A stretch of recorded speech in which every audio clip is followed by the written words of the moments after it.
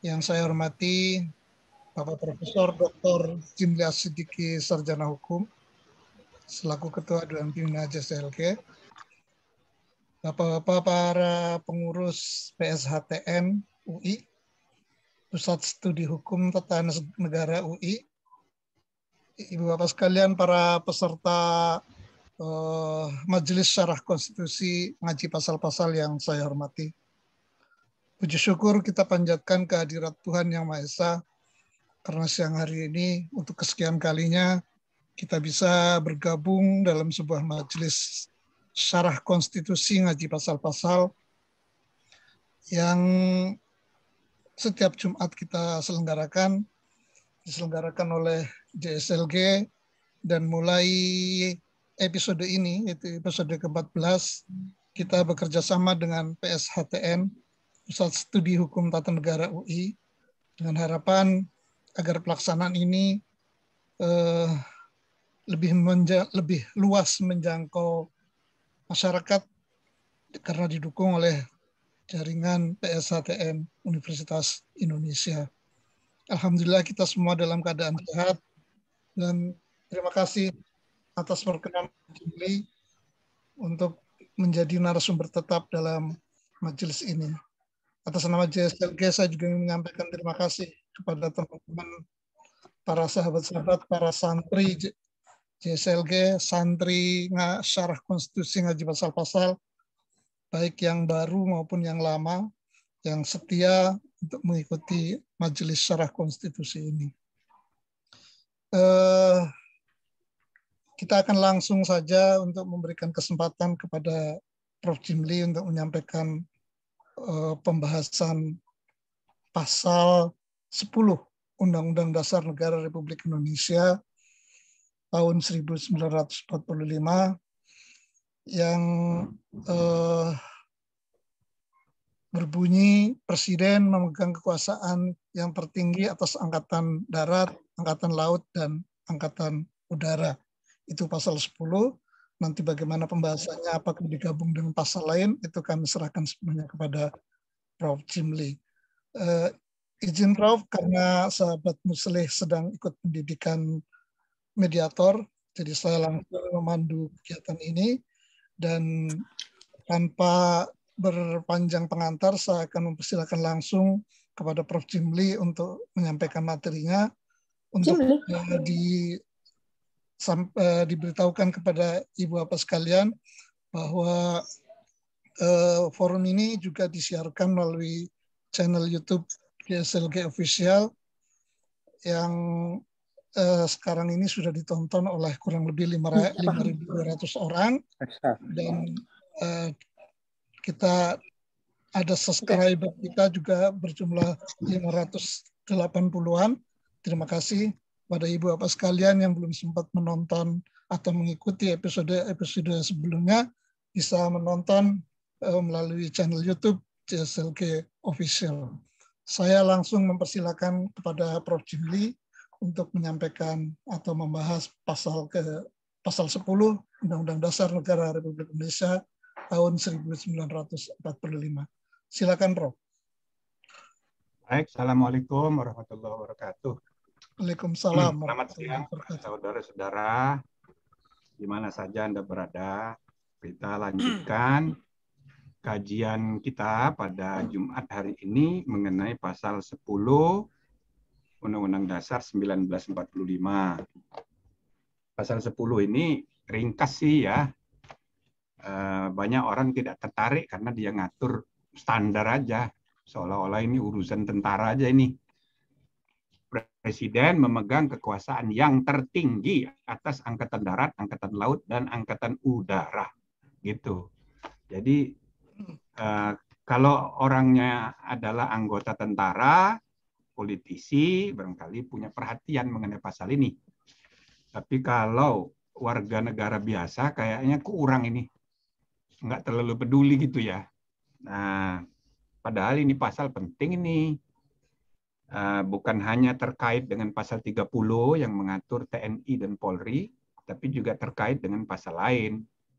Pasal misalnya aja pasal 33 yang mengatur misalnya tentang bumi dan air dan kekayaan alam. Terkait juga dengan pasal mengenai wilayah udara. Bab tentang wilayah udara itu terkait juga.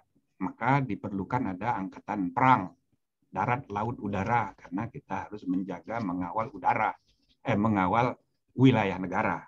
Nah, jadi pasal ini, pasal 10 ini, kalau dibaca hanya tekstual, grammatical reading and comprehension, ya, membacanya, memahaminya hanya secara tekstual, gramatikal, ya kayaknya nggak terlalu serius gitu loh. Cukuplah urusannya tentara aja atau para pejabat keamanan. Tapi sebenarnya ini soal serius sekali. Soal yang sangat serius apabila kita berusaha untuk menangkap konteks ide yang terkandung di dalamnya. Jadi kompleksitas ide yang terdapat di dalamnya ini luas sekali. Kalau kita mau batasi, ya paling tidak dari dua segi aja. Yang pertama, ada kaitan dengan ide tentang perang. Gitu loh. Tapi yang kedua ada kaitan juga dengan ide, makanya saya suka rumuskan konstitusi biru tentang wilayah udara, tentang dunia biru. Kalau perang itu dunia merah, ini ada kaitan dengan dunia biru juga gitu. Wilayah negara, kompleksitas wilayah negara termasuk ruang udara yang dalam Undang-Undang Dasar kita belum diatur, belum disebut-sebut sama sekali. Contoh, pasal 33 ayat 3 itu kan hanya menentukan bumi dan air dan kekayaan alam yang terkandung di dalamnya dikuasai oleh negara dan dipergunakan untuk sebesar-besar kemakmuran rakyat. Nah, coba. Kenapa hanya disebut bumi dan air dan kekayaan alam yang terdapat di dalam bumi dan di dalam air? Lah, di atas bumi dan di atas air kok bukan kekayaan kita? Nah, untung ada pasal 10 ini. Pasal 10 ini eksplisit menyebut angkatan darat, angkatan laut, dan angkatan udara. Nah, karena itu saya sering menyampaikan kira-kira 10 tahun yang lalu dalam salah satu Rapimnas Angkatan Udara, saya bilang, untung ada pasal 10. Coba kalau tidak ada pasal 10, maka cara kita memahami letterlek harfiah pasal 33 bisa kacau itu. Wilayah udara seolah-olah bukan punya kita. Nah, maka pasal 10 ini menjadi sangat menentukan karena kita tidak boleh hanya letterlek memahami pasal-pasal, melainkan dihubungkan dengan ide-ide yang terkandung di pasal-pasal lain. Dan melainkan juga kita harus perdalami the underlying ideas, prinsip-prinsip, impian-impian, amanat-amanat konstitusional yang terdapat di dalam rumusan tekstual pasal-pasal Undang-Undang Dasar. Jadi kita tidak boleh seperti bukunya Donald Dworkin, selalu saya kutip itu. Dalam bukunya Moral Reading of the Constitution. Nah, itu dia bandingkan dengan the original intent, dan cara pandang banyak orang hanya grammatical reading dalam menafsirkan pasal konstitusi. Paling jauh orang menafsirkan pasal konstitusi itu merujuk kepada the framers intent. Apa niat awal dari para perumus. Tapi para perumus itu kan belum tentu juga mutlak sifatnya, kan mereka bukan Tuhan.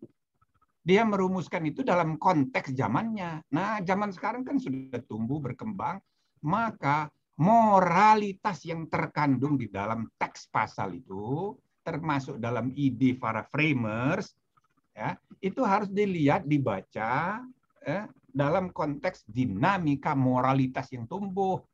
Nah, itu yang disebut dengan moral reading of the Constitution. Maka pasal ini pun jangan cuman Anda baca secara sederhana, presiden memegang kekuasaan tertinggi, berarti hanya mengatur mengenai status kedudukan dan kewenangan presiden sebagai panglima tertinggi atas 3 angkatan. Nah, gitu. Nah, maka ya awal-awal tahun 45 kita nggak punya panglima TNI, nggak punya. Kita hanya punya 3 kepala staf, ya kan? Dan nanti baru di belakangan hari dibentuk panglima gabungan. Nah, itu sejarahnya TNI kita. Baru belakangan hari sekarang, sesudah Orde Baru ada panglima TNI. Dulu nggak ada. Maka itu misalnya Undang-Undang Keadaan Bahaya tahun 49, nah itu kan nggak ada panglima TNI di dalam susunan tim keadaan darurat. Yang ada malah Perdana Menteri. Perdana Menteri padahal dalam konstitusi tidak ada. Nah, jadi saudara-saudara sekalian, struktur organisasi TNI kita selama Orde Baru itu bukan angkatan perang lagi, tapi angkatan bersenjata, ya kan? Tapi ada panglima TNI. Nah, sampai sekarang sudah ada undang-undangnya, undang-undang tentang TNI Polri, ya, menjabarkan pasal 30 Undang-Undang Dasar kita yang baru. Nah, sekarang sudah ada panglima TNI. Jadi ini harus dibaca. Awalnya nggak ada panglima TNI, makanya disebut di sini panglima tertinggi atas angkatan darat, laut, udara, itu langsung ditangani presiden. Nah, tentu kalau konteksnya sekarang, ya kan, ada tambah 1 panglima TNI. Jadi ada presiden sebagai panglima tertinggi, lalu ada panglima TNI, nah itulah panglima. Kemudian di bawahnya ada 3 kepala staf angkatan, nah gitu. Ya kan? Tapi konstitusi kita seolah-olah langsung presiden memegang 3-tiganya. Nah, ini satu soal yang harus dipahami karena dia tumbuh berkembang dalam sejarah. Yang kedua, tadi saya katakan, coba ini ada angkatan darat, laut, dan udara. Saudara, salah satu konstitusi yang dijadikan acuan sebagai model contoh gitu ya, ketika rumusan Undang-Undang Dasar 45 disusun, itu di antara sekian banyak konstitusi yang jadi bacaan Muhammad Yamin, Supomo, dan lain-lain, terutama Muhammad Yamin itu baca banyak sekali konstitusi Jerman, konstitusi Prancis, konstitusi Irlandia, konstitusi macam-macam. Nah, salah satunya konstitusi Amerika. Kalau dipelajari dalam konstitusi Amerika, ya, angkatan udara itu nggak disebut juga. Nggak ada angkatan udara. Yang ada cuma Army dan Navy. Cuma 2. Jadi bahkan Army itu berdiri itu tahun 1775, 1774. Kemudian US Navy itu 1775. Nah, lalu sesudah mereka merdeka, baru di kemudian hari dibikin yang ketiga, ya kan? Itu apa namanya? Coast Guard. Angkatan ketiga itu Coast Guard namanya di dalam sejarah militer Amerika itu Coast Guard. Nah, jadi Coast Guard itu, saudara-saudara ya, itu berdirinya tahun 1790. Jadi sudah lama sekali. Kalau Army 1774, Navy 1775, kemudian Coast Guard 1790. Air Force di Amerika baru berdiri 1947 sesudah menang Perang Dunia Kedua. Jadi di Amerika itu nggak ada angkatan udara. Jadi dia baru berdiri tahun 1947 dan kita sudah menyebutnya pada tahun 45 ada angkatan udara. Nah, ini kan menarik karena memang tahun 45 itu apa namanya pesawat-pesawat tempur udara sudah banyak, tapi di Amerika belum ada Air Force, ya. Nah, jadi saudara-saudara sekalian, pada awalnya memang wilayah udara itu belum mendapat perhatian. Nah, bandingkan lagi dengan pasal 33 tadi, saya loncat dulu ya. Pasal 33 Undang-Undang Dasar kita itu menyebut bumi dan air dan kekayaan alam yang terkandung di dalamnya dikuasai oleh negara. Nah, itu nggak ada juga udara. Ya. Itu di pasal 33 ayat 3. Bumi dan air dan kekayaan alam yang terkandung di dalamnya, maksudnya itu di dalamnya air, di dalamnya bumi. ya, dikuasai oleh negara dan dipergunakan untuk sebesar-besar kemakmuran rakyat. Artinya wilayah udara itu belum dicantumkan di sini. Nah, tapi pola yang sama terdapat di Konstitusi Amerika. Konstitusi Amerika itu mengatur di dalam Territory and Property Clause. Territory and Property Clause, ya. Jadi ketentuan mengenai wilayah negara, kalau kita atur ketentuan wilayah negara itu di dalam pasal pasal ini ya, bab baru kita muat pada tahun itu, jadi judulnya bab 9A, wilayah negara, ya, wilayah negara. Nah, itu jadi judul bab sendiri, bab 9A pasal 25A, ini perubahan keempat. Ya, Negara Kesatuan Republik Indonesia adalah sebuah negara kepulauan berciri Nusantara dengan wilayah yang batas-batas dan hak-haknya ditetapkan dengan undang-undang. Nah, ini perbaikan waktu tahun 2002 melalui perubahan keempat. Nah, di dalam Konstitusi Amerika ketentuan mengenai wilayah negara ini digabung dengan yang pasal 33 ayat 3 tadi. Digabung dia. Jadi judulnya itu menjadi Territory and Property Clause. Nah, disebutnya Territory and Property Clause. Nah, di dalam klausul wilayah negara dan hak milik. Nah, jadi hak milik. Maka kalau ada orang yang masih mempersoalkan istilah kekayaan negara yang terdapat di dalamnya, ya, dikuasai oleh negara. Kata dikuasai lalu dipersempit maknanya hanya diatur, itu ngawur itu. Ya, jangan dipercaya, itu nggak benar. Diatur itu satu di antara 5 fungsi kekuasaan negara, hanya satu. Jadi dikuasai oleh negara itu jangan direduksi maknanya hanya diatur. Nah, ini kan kelompok cara berpikir liberalis kadang-kadang inginnya begitu. Jadi cukup diatur oleh negara, nggak perlu dimiliki oleh negara, gitu loh. Misalnya saham perusahaan, dah diswastakan semua. Enggak begitu. Ya, istilah dikuasai di sini itu mencakup 5. Ya, penguasaan, kepemilikan, pengaturan, pengurusan, pengawasan, itu. Termasuk juga kepemilikan tentu diatur teknisnya dengan undang-undang. Jadi ini dikuasai oleh negara. Kalau dalam Konstitusi Amerika itu properti. Jadi wilayah negara darat, wilayah lautan itu properti dari negara Amerika Serikat. Ya. Nah, tetapi wilayah udara juga tidak disebut.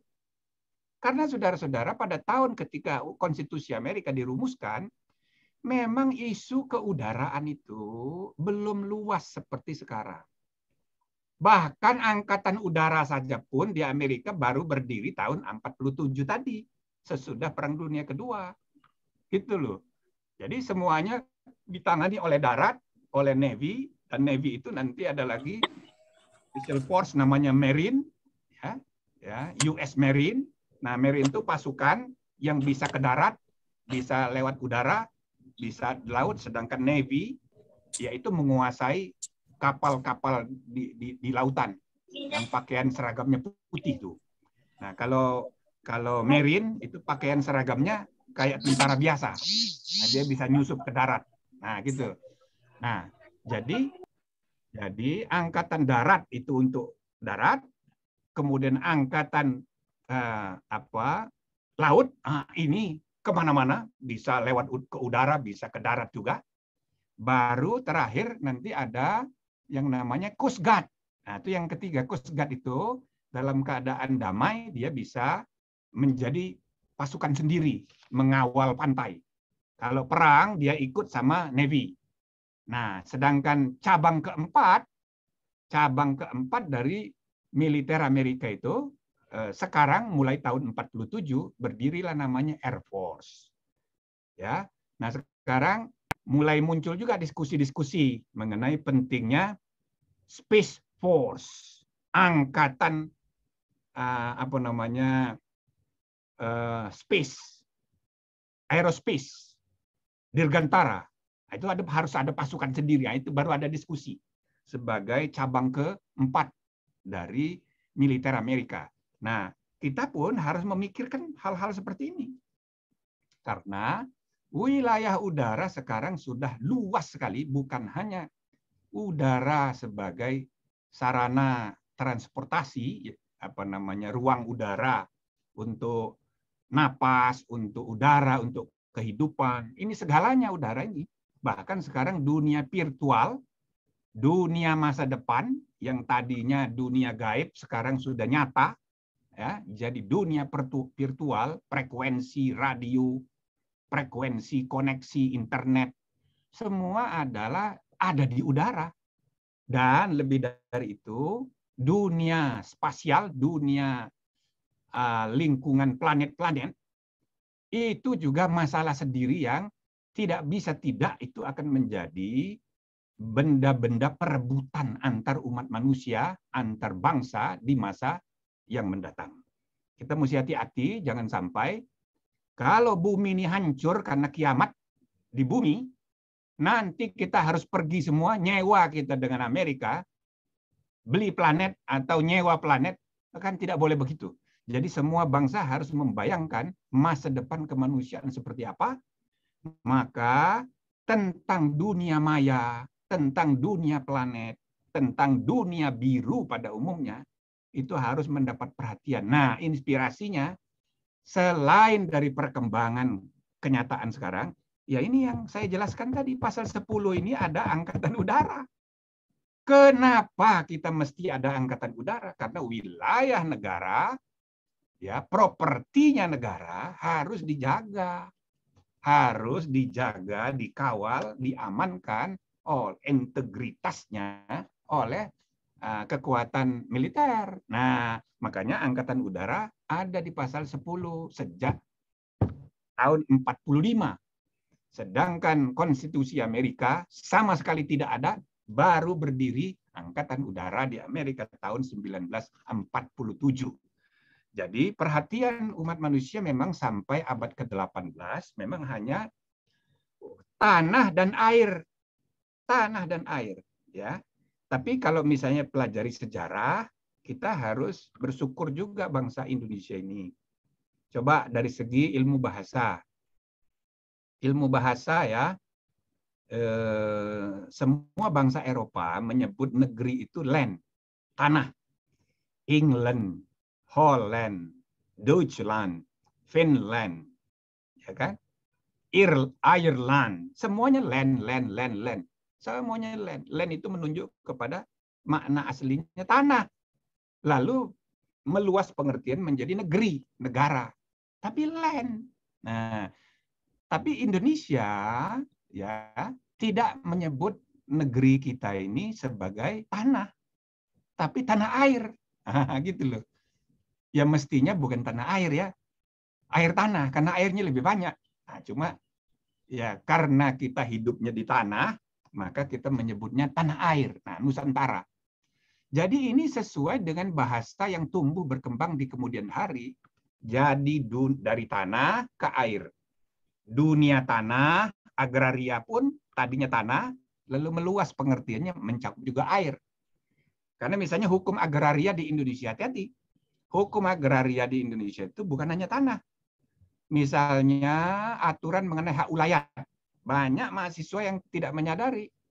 Di Indonesia bagian timur, hak ulayat itu ada juga yang wilayah laut. Misalnya di NTT, misalnya di Maluku, Maluku Tenggara, itu banyak sekali hukum adat yang berkenaan dengan tanah dan air. Jadi wilayah air sekian kilometer itu diklaim sebagai hak ulayat Marga Anu. Sana hak ulayat Marga Anu. Kalau ada yang ngambil mencari ikan di daerah itu, dia akan timbul masalah antar komunitas satu dengan komunitas lain karena itu hak ulayat komunitas adat setempat. Jadi hukum agraria di Indonesia itu tidak hanya tanah, tapi juga air. Nah, sekarang kita harus memasuki babak baru, bukan hanya tanah dan air.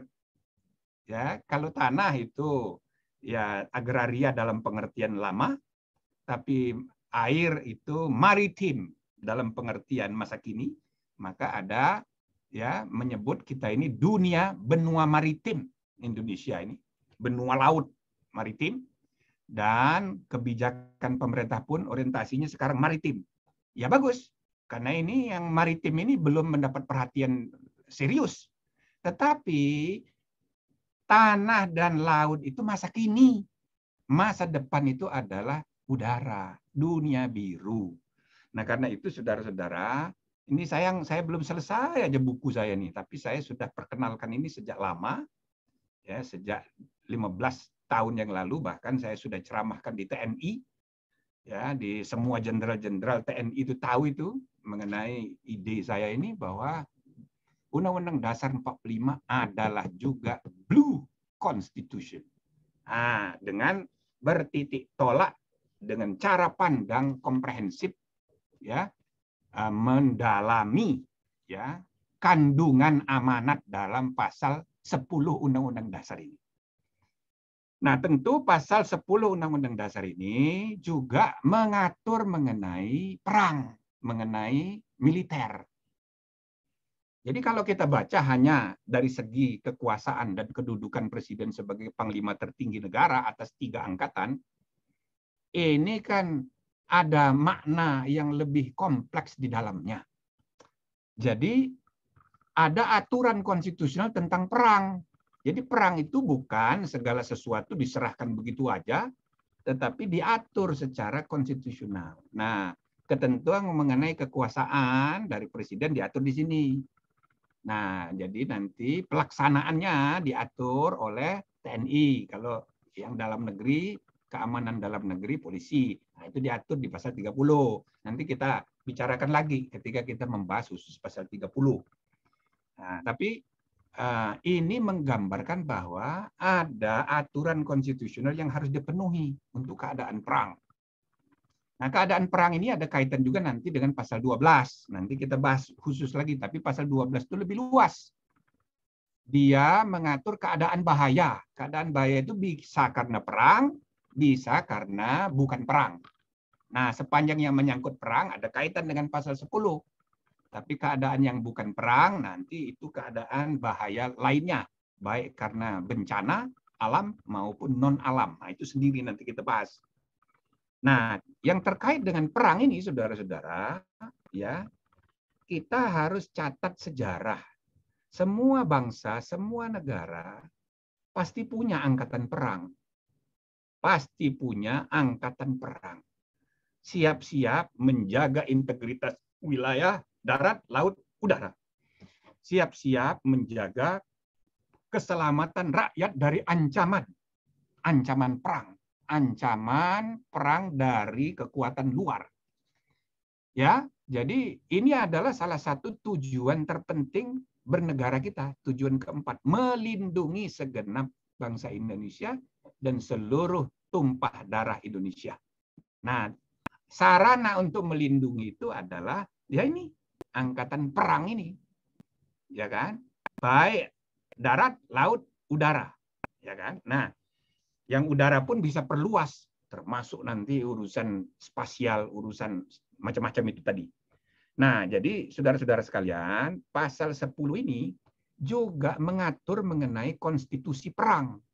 Jadi, maka saya secara simbolik bisa memperkenalkan 2 ide ini. Ya, satu konstitusi merah, yang kedua konstitusi biru. Nah, konstitusi merah ini konstitusi perang. Yang kedua konstitusi biru. Nah, itu cermin konstitusi damai. Tapi sekaligus juga mengacu kepada pengertian konstitusi yang menjangkau dunia biru sampai ke langit tertinggi sana. Karena itu harus dijamin kedamaian semesta. Tidak bisa perang kalau misalnya sudah menyangkut planet, itu mati semua. Nah, maka orientasi ke depan harus orientasi damai. Maka pasal 10 ini dapat menjadi sumber inspirasi untuk mengembangkan ide mengenai Red Constitution and the Blue Constitution. Ya, War Constitution and Peace Constitution. Nah, khusus mengenai war constitution. Sekarang saudara-saudara, kita ini doa tidak cukup doa ya. Ya, kita berharap aja ini tidak ada perang dunia ketiga ini.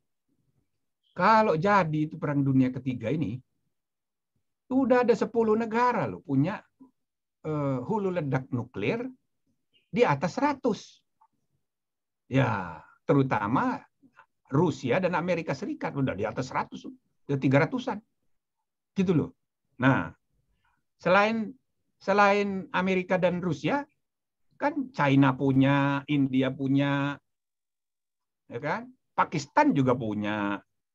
Nah, Israel punya, Korea Utara punya, Inggris dan Prancis punya. Hasil ada 10 negara. Kayaknya sih Iran juga udah punya itu. Cuma masih disembunyikan. Ya kan? Punya itu. Nah, kalau Pakistan, itu sama kuat dengan India itu. Nah, kalau nanti perang, di mana pihak India pasti tidak sama dengan Pakistan. Kalau India berpihak ke Amerika, ya kira-kira Pakistan ke Cina itu. Gitu loh. Iran, wah, udah anti Cinanya sampai ke ubun-ubun, nggak mungkin sama Barat dia. Rusia begitu juga. Rusia itu pasti dengan Cina itu. Itu sebabnya kemarin waktu perang antara Azerbaijan dengan Armenia, coba Rusia kan tidak membela Armenia, padahal itu kan sama-sama ortodoks. Itu kan punya hubungan sejarah, hubungan kebudayaan yang kuat. Maka kecewa orang Armenia kepada Rusia karena Rusia menenggang rasa dengan Turki dan Iran. Maka yang diuntungkan posisinya adalah Azerbaijan. Karena ini gawat kalau memang betul-betul terjadi, koalisinya harus kuat. Nah, jadi saudara-saudara, ini kita boleh apa ini ya? Nah, boleh agak sedikit was-was ini ya. Sebab semua udah punya hulu ledak nuklir. Kita bisanya bagaimana? Bisa nggak kita membantu mencegah? Jangan pula kita ini jadi rebutan. Nah, kemarin 2-3 hari yang lalu sudah ada mulai diadakan training bersama Angkatan Darat Amerika ke Sumatera Selatan, ke Batu Raja, Angkatan Darat. Nah, turun. Karena diisukan China ini sudah mulai masuk terlalu jauh ke Indonesia. Jadi kita ini jadi barang rebutan ini. Sedangkan China butuh teman lebih banyak. Nah, sekarang dia sudah membangun pangkalan militer di Laut Hindia, di wilayahnya Myanmar. Jadi dia udah punya 2 front sekarang. Frontnya udah jadi itu yang di Laut Hindia itu. Jadi Laut Cina Selatan sekarang udah penuh dengan kapal-kapal perang. Dari Australia sudah banyak, Perancis sudah banyak, itu Inggris juga ada banyak, apalagi Amerika. Tinggal nyari momentum aja nih. Nah, di Selat Laut Hindia juga begitu. Sedangkan antara India sama Cina ini sudah mulai tembak-tembakan kan, kira-kira tahun yang lalu itu. Nah, jadi kita biaya selama 1 tahun ini sudah triliunan, ya kan? Nggak akan begitu saja. Bisa saja ini jadikan alat penekan untuk perang dingin, perang dagang. Tapi ujungnya kemana? Kita kan harus hati-hati. Jangan kita kejepit, jangan kita masuk dalam skenario dua-duanya. Misalnya, Pompeo datang kemari, ceramah di depan Ansor, manas-manasi bahwa Uighur itu, nah gitu loh, supaya kita anti Cina. Ya itu maunya dia begitu, Amerika, CIA. Nah sebaliknya, orang-orang Cina juga pasti gojok-gojok supaya anti Barat. Nah jadi kita harus punya gut sendiri, sikap sendiri. Nah terkait dengan itu, kita belajar dari sejarah, memang angkatan perang itu dibutuhkan. Itu soal serius. Sepanjang sejarah umat manusia, peradaban demi peradaban, imperium demi imperium, maka dalam sejarah, kalau dicatat imperium terbesar dalam sejarah paling luas pengaruhnya, itu Inggris. Sampai sekarang ini imperiumnya sampai kemana-mana, ke Kanada, Australia. Ya negaranya sendiri-sendiri, merdeka semua. Tapi coba Perdana Menteri Australia, kalau dilantik oleh gubernur jenderal. Gubernur jenderal itu simbolik, nggak ada kerjaannya, tapi dia cuma melantik saja. tapi gubernur jenderal di Canberra itu diangkat oleh Ratu Inggris. Sama New Zealand juga begitu. Jadi dia anggota dari Commonwealth. Lah itu kan adalah imperium, masih bahasanya pun masih bahasa Inggris. Jadi Inggris itu paling kuat. Nah, tentu dia sekarang topang Amerika, ya kan, yang sudah memerdekakan diri dari Inggris, tapi mereka itu satu kubu. Jadi saudara-saudara sekalian, inti dari kekuatan Barat ini, iya karena militer, gitu. Jadi penjajahan dimulai dengan ekonomi, semua begitu. Misalnya London Company, Plymouth Company dikirim ke Amerika, itu mendarat 1602, itu cover up-nya itu BUMN, itu company itu BUMN, tapi dikawal oleh Angkatan Laut dari London, dari Inggris.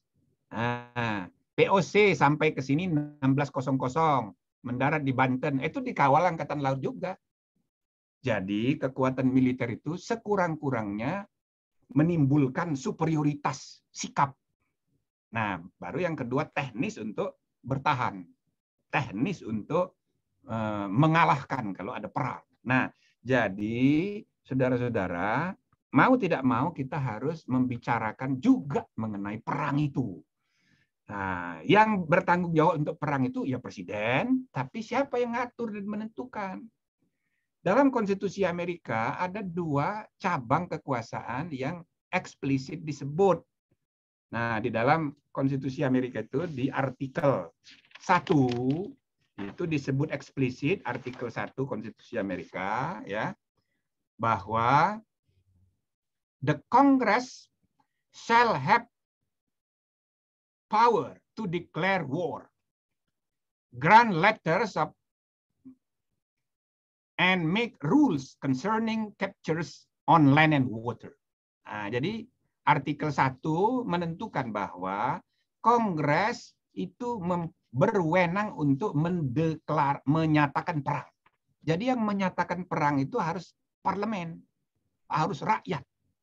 Nah, kemudian membuat aturan mengenai pengambil alihan tanah dan air. Tanah dan air. Nah, kembali lagi tanah dan air. Udara nggak ada. Jadi maksudnya kalau ada pulau yang dikuasai, diambil oleh Amerika, nah itu nanti disahkan, itu ditentukan pengaturannya oleh parlemen, oleh Kongres. Begitu juga wilayah laut.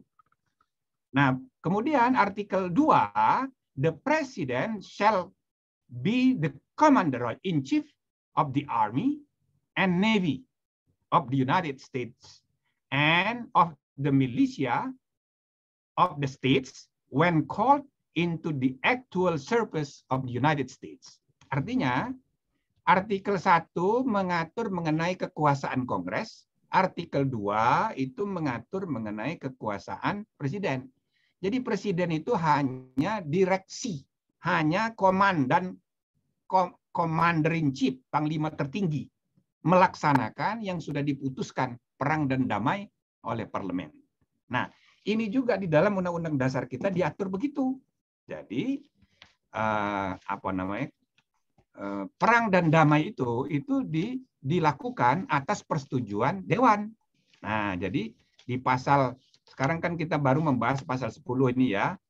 Nah, di dalam pasal 11 presiden dengan persetujuan DPR menyatakan perang, membuat perdamaian dan perjanjian dengan negara lain.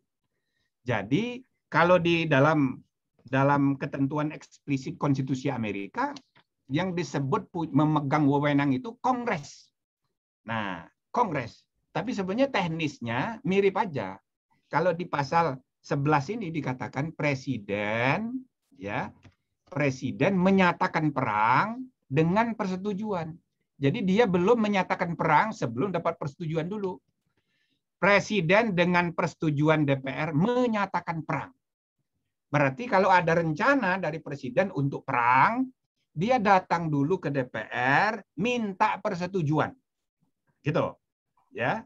Begitu juga kalau membuat perdamaian. Nah, sesudah perang mau damai, minta persetujuan DPR. Ini cuman teknis merumuskan. Jadi dalam ketentuan pasal 11 ini sebenarnya mirip dengan konstitusi Amerika yang menyatakan Kongres memegang kekuasaan untuk deklarasi dan presiden yang melaksanakannya. Cuma ketentuan konstitusi Amerika ini tentu lebih tegas. Kenapa lebih tegas? Jadi untuk deklarasi bisa saja inisiatifnya dari parlemen sendiri, dari partai. Nah, bisa aja perang dengan itu. Nah, sedangkan presiden sebagai panglima tertinggi itu yang menjalankannya. Nah, gitu. Walaupun pengaturan di undang-undang di Amerika pun inisiatif selalu oleh presiden. Bahkan dalam sejarah di Amerika itu sejak awal ya sampai dengan kalau sampai tahun 1901 jumlah perang di Amerika itu 58 kali. Ya. Dari 58 itu yang kalah dia cuma 2 kali. Nah, dia menang terus tuh Amerika itu. Nah, tapi kalau dihitung seluruhnya sampai dengan terakhir sekarang sampai dengan abad ke-21 ya. Ini ada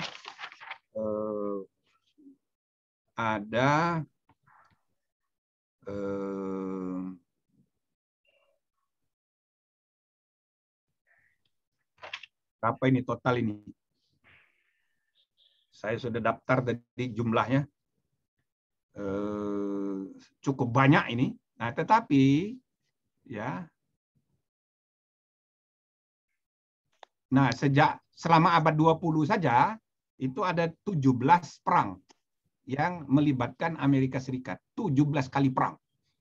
Nah, tetapi dalam praktek pelaksanaannya sejak Perang Dunia Pertama, Perang Dunia Kedua, yaitu tahun terakhir itu Perang Dunia Kedua itu tahun 41 sampai tahun 45, hanya Perang Korea saja, yaitu tahun 50 sampai 53 yang pakai deklarasi oleh Kongres. Jadi deklarasi dulu Kongres, baru perang. Nah, sesudahnya mulai tahun 61 perang dengan Kuba, dengan Dominika, dengan Vietnam, rupanya nggak ada deklarasi perang oleh Kongres. Inisiatif presiden aja, tapi minta persetujuan belakangan gitu. Perang dulu, minta persetujuannya belakangan. Jadi itu tren yang terjadi di Amerika sehingga kekuasaan presiden itu menjadi makin karena pertimbangan keadaan. Yang kedua, muncul istilah baru sesudah Perang Dunia Kedua itu, ada namanya quasi perang, quasi war, perang semu. Kayaknya perang tapi bukan perang. Nah, misalnya perang yang dilakukan oleh Amerika di Afghanistan, perang yang dilakukan di Libya, perang yang dilakukan di Irak. Nah, itu dia pinter. Dia melibatkan sekutu dari NATO, dari sekutu-sekutu yang lain. Jadi bukan sendirian. Bahkan perangnya itu bukan perang dengan negara. Misalnya perang dengan ISIS, perang dengan Taliban di Afghanistan. Tapi itu jelas perang. Dan tidak ada deklarasi. Jadi kurang lebih di dalam praktek sejak Perang Dunia Kedua, praktek konstitusi perang di Amerika itu makin tidak efektif, makin banyak dilanggar oleh kekuasaannya presiden, makin zalim. Nah, gitu. Padahal idenya konstitusi itu adalah kesepakatan tertinggi rakyat. Nasib rakyat ditentukan oleh rakyat. Teknisnya kalau udah perang, nah baru urusan eksekutif. Ini harus kita kembalikan supaya negara kita itu jangan gampang-gampangnya perang. Harus dapat setuju dulu dari rakyat. Nah, ini soal sangat serius sehingga ya kecenderungan quasi war seperti yang dipraktekkan oleh banyak pemerintahan Amerika itu akan timbul problem juga tentang pembiayaan, konstitusional pembiayaannya, dan kontrol perang itu oleh aturan-aturan hukum dan konstitusi. Jangan sampai konstitusi sebagai hukum dan kesepakatan tertinggi itu diacuhkan begitu saja. Nah, gitu loh. Termasuk kalau menerapkan keadaan darurat berdasarkan pasal 12, harus ada aturan-aturannya. Ya kan? Keadaan darurat ini apa namanya? Penting untuk dipahami supaya kita nggak kaget kalau menghadapi keadaan darurat kayak COVID-19. Ini kan aturan jadi kacau karena kita kaget. Kita belum pengalaman, pemahamannya tidak luas, tidak komplit, ya, tidak komprehensif, sehingga membuat aturan sembarangan, aturannya saling tumpang tindih, bikin kacau. Dan nanti kalau keadaannya sudah normal, akibat dari respon kacau itu akan menimbulkan, menyisakan banyak kasus-kasus hukum di masa depan. Itu kacau itu. Nah, maka aturan-aturan mengenai keadaan bahaya, aturan mengenai perang, saya harapkan saudara-saudara bisa detail pelajari. Maka saya harapkan para dosen yang hadir di sini, tolong dong dibantu ya supaya kita merinci kebijakan-kebijakan konstitusional negara kita dalam urusan implementasi dari the idea of war constitution ini, konstitusi perang ini. Jadi konstitusi perang ini harus dijabarkan. Ya, pasal 10 kaitkan dengan pasal 30 menyangkut TNI Polri, kaitkan dengan pasal 12 menyangkut juga tentang soal keadaan bahaya yang tentu lebih luas bukan hanya perang, kaitkan juga dengan ketentuan wilayah negara yang ada di pasal 25, lalu dirinci sehingga menjadi amanat konstitusional yang dipahami utuh dan dijabarkan menjadi kebijakan-kebijakan di undang-undang, di PP, dan ditindakan aksi pemerintahan yang benar, yang ujungnya adalah menghasilkan damai. Nah, sedangkan aspek kedua tadi yang saya singgung, bahwa pasal 10 ini satu-satunya pasal di Undang-Undang Dasar 45 yang mengatur kata udara.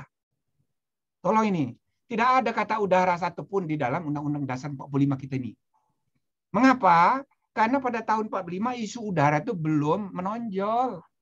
Nggak usahkan di kita. Tadi saya bilang Angkatan Udara Amerika saja baru tahun 47. Pasal mengenai Territory and Property Clause Amerika pun, ya kan, belum menyinggung soal wilayah udara. Pasal artikel 1, artikel 2 yang tadi saya bacakan, Konstitusi Amerika, juga hanya menyebut dua, land and water. Itu tadi pasal artikel 1, land and water. Artikel 2 juga begitu. Terutama yang artikel 1. The Congress shall have power to declare war and make rules concerning captures on land and water. Hanya dua saja. Ini undang-undang dasar yang jadi model dalam penyusunan konstitusi di dunia, tapi dia kan ditulis 1776, 1778. Udah ketinggalan zaman. Nah, sayangnya ketika kita merumuskan pasal 33 ayat 3, masih itu juga. Bumi dan air dan kekayaan alam yang terkandung di dalamnya. Nah, udara nggak disebut. Seolah-olah kekayaan alam yang terdapat di atas bumi dan di atas udara itu bukan kekayaan yang dikuasai oleh negara dan dipergunakan untuk sebesar-besar kemakmuran rakyat. Nah, jadi wilayah udara ini harus kita jadikan pasal 10 ini sebagai sumber referensi dengan cara membacanya secara terintegrasi sistematik dengan ketentuan pasal 33, dengan ketentuan pasal 25, sehingga kita bisa membayangkan ide the future blue constitutions of Indonesia. Nah, harapan saya saudara-saudara juga bisa bantu memperkembangkan kajian mengenai ini. Ada mahasiswa S1, anak perempuan, anak muda, menulis skripsi tentang udara. Nah, lalu dia minta pengantar dari saya. Saya kasih tahu, oke, saya kasih pengantar, nanti ini konstitusi udara, konstitusi biru. Waduh, dia senang sekali. Maka dia dia bangga sekali menerbitkan bukunya itu, anak S1 ini, ya, dia kasih judul Konstitusi Ruang Angkasa.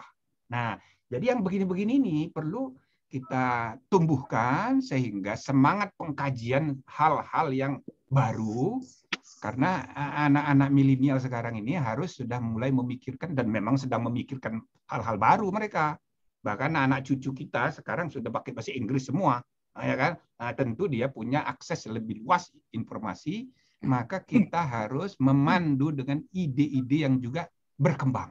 Harapan saya sekali lagi para dosen, saudara-saudara mahasiswa yang bisa ikut memperkembangkan kajian lebih lanjut mengenai ini. Begitu juga para praktisi. Silakan kalau ada yang mau tanya. Assalamualaikum warahmatullahi wabarakatuh. Waalaikumsalam warahmatullahi wabarakatuh. Terima kasih Prof, luar biasa. Wah, pasal yang kelihatannya sederhana ternyata dapat dijelaskan dan dikaitkan dengan banyak hal oleh Prof. Jimli, dan kita tidak menduga ternyata banyak yang bisa beliau jelaskan. Baik, Ibu Bapak sekalian, seperti tadi Prof memberikan kesempatan kepada kita untuk melakukan tanya jawab. Yang pertama, Mas Putra Perdana ya. Tadi saya lihat dari awal sudah raise hand, kemudian Mas Jeter WS, kemudian Fayen Lanawan, dan nanti mungkin Mas Joko Setiawan. Saya kira untuk yang pertama saya persilakan Mas Putra Perdana. Ini seri tetap Prof. Ya, terima kasih Pak Muzain. Assalamualaikum warahmatullahi wabarakatuh.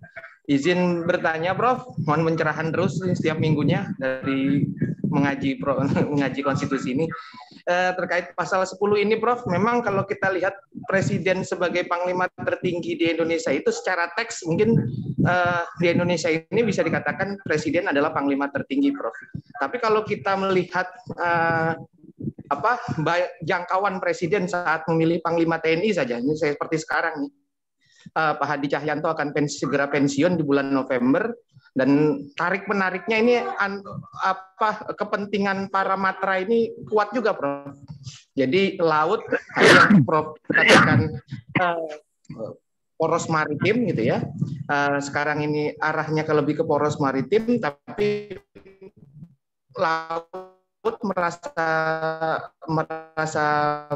penting karena harusnya dulu ketika Pak Gatot Nurmantio harusnya laut yang naik gitu ya, tapi darat 2 kali. Nah ini yang seperti ini nih Prof. Dan tambah lagi tadi Prof katakan bahwa harus melewati DPR juga nih Prof. Kalau dilihat dari hak prerogatif, kalau baca bukunya Prof Bagir, hak prerogatif itu hak yang hak yang otonom punya dari presiden.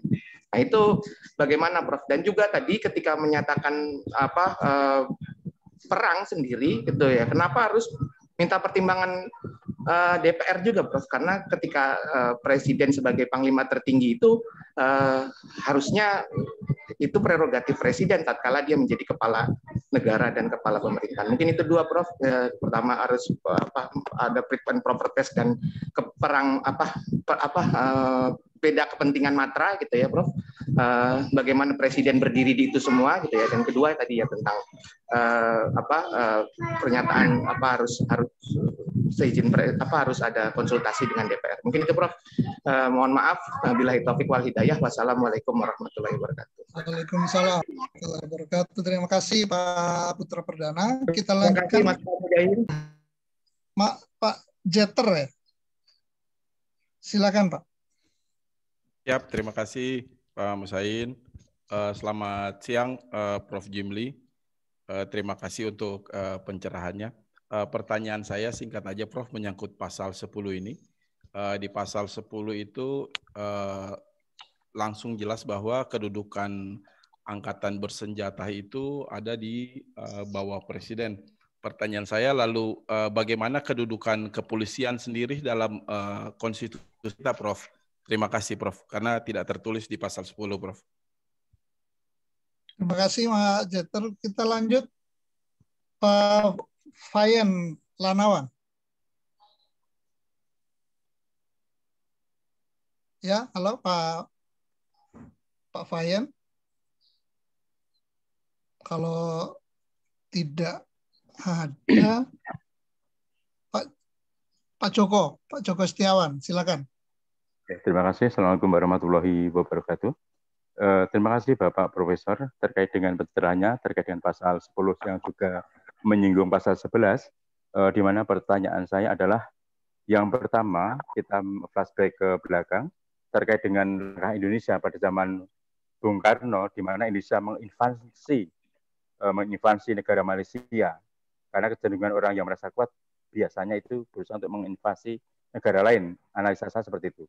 Nah, saat Indonesia menginvasi negara Malaysia, bagaimana peran parlemen saat itu? Karena terkait dengan undang-undang ini harus melibatkan parlemen atau DPR. Ini yang pertama. Yang kedua, terkait dengan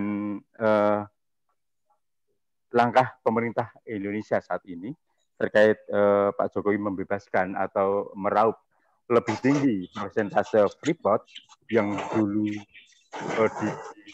bawah 51%, sekarang menjadi 50%.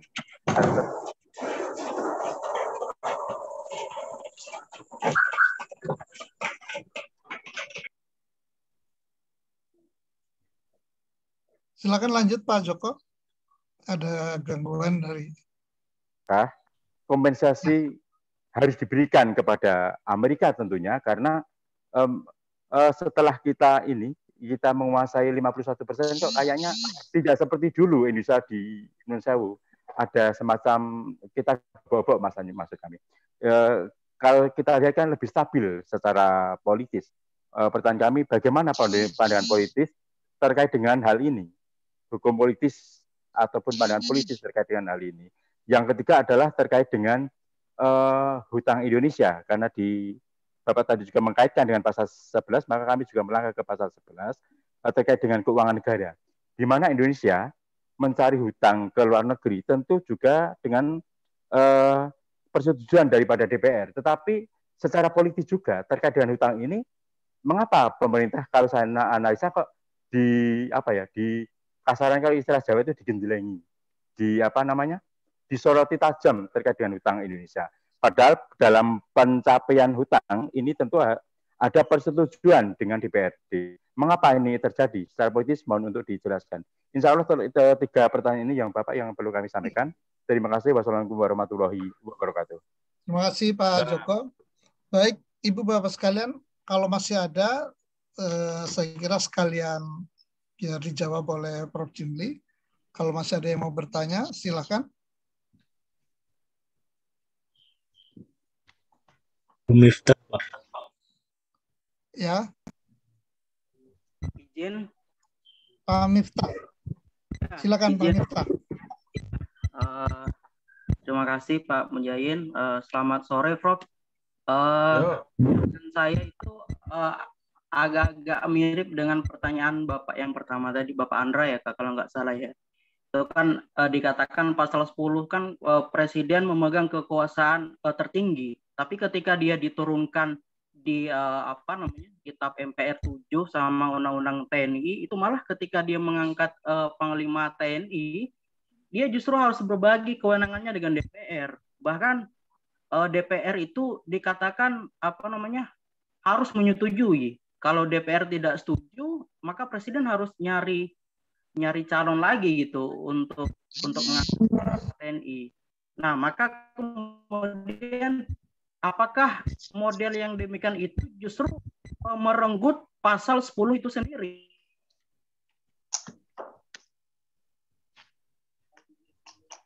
Cukup Pak Miftah. Baik, kalau memang tidak ada lagi, saya langsung serahkan waktu kepada Prof. Jimli. Ya, bagus ini. Jadi yang pertama dulu ya. Jadi Presiden Panglima tertinggi. Nah ini ada kaitan, ada 3 orang yang menyinggung soal ini. Saya rasa tadi ya, mirip-mirip ya. itu kalau panglima tertingginya itu adalah presiden, lah kenapa mesti pengangkatan panglima TNI itu dengan persetujuan DPR? Ya, hak konfirmasi walaupun tidak dipilih ya, cukup yes or no, satu orang aja yang diajukan. Nah, ini ada latar belakangnya. Lagi pula perdebatannya adalah kebetulan pasal 10 ini nggak diubah waktu perubahan 1, 2, 3, 4 kemarin itu. Jadi ini masih asli. Presiden memegang kekuasaan tertinggi atas angkatan darat, laut, udara. Jadi 3 angkatan itu gitu loh, tertinggi. Nah, tapi untuk melakukan koordinasi komando, ya kan, dia kan perlu mengangkat menteri sebagai pembantunya dia. Jadi 1 Menhan sebagai pembantunya dia. Yang kedua mengangkat Panglima TNI yang mengkomandoi 3 orang ini. Nah, jadi ada 2 hal di sini ya. 1 Menteri Pertahanan sebagai administrator pembantunya presiden mengurusi urusan pertahanan dan keamanan, atau yang sekarang ini hanya pertahanan kaitannya dengan TNI. Yang kedua, struktur organisasi TNI yang tumbuh dalam sejarah Indonesia itu tetap dipertahankan dengan adanya panglima TNI. Sehingga presiden tidak perlu sehari-hari ngurusi 4 angkatan itu. Jadi ada panglimanya. Nah, itu jadi pembantunya presiden dalam rangka melaksanakan apa yang sudah diputuskan mengenai perang dan damai itu. Nah, masalahnya ada sejarah waktu Orde Baru, pemerintahan 32 tahun itu kan rejim tentara. Bahkan saking kuatnya Pak Harto sesudah 10, 15 atau 15 tahun terakhir, tentara itu hanya instrumen saja dari kekuasaan presiden, instrumen politik. Semula tentara yang kuasa, lalu kemudian bukan tentara lagi, sipil mantan tentara yang menguasai tentara, tetapi tentara mendapat keuntungan dalam suasana begitu dengan dui fungsi. Semua jabatan-jabatan sipil itu pasti ada tentaranya. Nah, bahkan kemudian hari ditambah dengan Polri. Jadi ABRI namanya, 4 angkatan. Nah, karena dia ABRI, maka yang dapat dui fungsi itu termasuk polisi. Jadi polisi TNI itu sangat berkuasa selama Orde Baru itu, ya kan? Walaupun sebenarnya secara politik mereka hanya diperalat oleh politisi bernama Pak Harto yang mantan tentara gitu. Jadi ini tergantung kepada ilmuwan politik melihatnya dari segi mana. Tapi intinya ABRI selama 32 tahun itu ya keluarga besar ABRI itu kuasa sekali, bukan hanya di organisasi eksekutif, yudikatif, juga legislatif, juga di yudikatif. Karena ada peradilan militer, yang peradilan militer itu mestinya peradilan untuk zaman perang. Jadi dia sebetulnya di luar lingkungan peradilan yang biasa. Jadi lingkungan peradilan itu sebenarnya cuma 3. Jadi peradilan umum, peradilan agama, peradilan tun. Tetapi karena kekuasaan Orde Baru itu sangat didominasi cara berpikirnya oleh ABRI, ya kan? Maka mulai tahun 70 di Undang-Undang Kekuasaan Kehakiman tahun 70 itu dijelaskan lingkungan peradilan itu ada 4. Peradilan umum, peradilan agama, peradilan militer, dan tun. Yang tun baru tahun 80-an berdiri. Jadi sejak awal peradilan militer itu dianggap peradilan biasa untuk mengadili para anggota ABRI. Nah, gitu loh. Jadi dia pengadilan biasa, padahal peradilan militer di seluruh dunia itu peradilan disiplin internal tentara. Dia baru menjadi luas kalau dalam keadaan perang. Dia bisa menggantikan posisi pengadilan negeri, pengadilan agama kalau di suatu daerah ada perang. Maka pengadilan hancur semua, ditembak oleh musuh, maka orang mau kawin dan cerai bagaimana? Di pengadilan militer bisa. Jadi peradilan militer itu adalah peradilan khusus, peradilan dalam keadaan perang. Kalau dalam keadaan damai, dia internal tentara saja, dia tidak keluar. Nah, tapi mulai tahun 70 dia dalam suasana zaman kayak begitu sehingga peradilan militer menjadi salah satu lingkungan dari 4 peradilan. Nah, konyolnya pada tahun 2001 itu dimasukkan di pasal 24 Undang-Undang Dasar 45, maka menjadi resmilah peradilan militer itu menjadi salah satu lingkungan peradilan di Mahkamah Agung.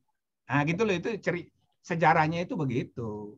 Padahal mestinya cuma 3, ya kan? Nah, artinya ketika ada pemilihan-pemilihan di Mahkamah Agung selama itu selalu itu yang dari militer itu dapat jadi wakil ketua, jadi apa begitu. Walhasil di seluruh cabang kekuasaan eksekutif, legislatif, yudikatif beri di mana-mana. Nah, begitu juga di lingkungan swasta. Begitu juga di masyarakat. Semua ormas-ormas pasti ada tentaranya. Gitu loh. Nah, keadaan ini, saudara, begitu reformasi, ini ada semangat baru. Pertama, ya, demilitarisasi. Atau sebaliknya, sipilisasi. Nah, ya. Yang kedua, pemisahan TNI Polri. Nah, itu nanti kita jelaskan di pasal 30. Pasal 30 itu khusus pasal yang mengatur ya fungsi TNI dan Polri. Nah, bolehlah kita sebut sebentar, nanti kita ulangi lagi pada waktunya ya. Jadi pasal 30 Undang-Undang Dasar itu sudah menegaskan, cukup panjang saya baca yang prinsip aja. Tiap-tiap warga negara berhak dan wajib ikut serta dalam usaha pertahanan dan keamanan negara. Padahal ini sudah ada di pasal 27, cuma diperbaiki. Terus usaha pertahanan dan keamanan dilaksanakan melalui sistem pertahanan keamanan rakyat semesta oleh TNI dan Polri sebagai kekuatan utama serta oleh rakyat sebagai kekuatan pendukung. Nah, jadi ada 3 kekuatan, TNI, Polri, dan rakyat. Ya, kalau dalam konstitusi Amerika yang tadi saya bacakan militia.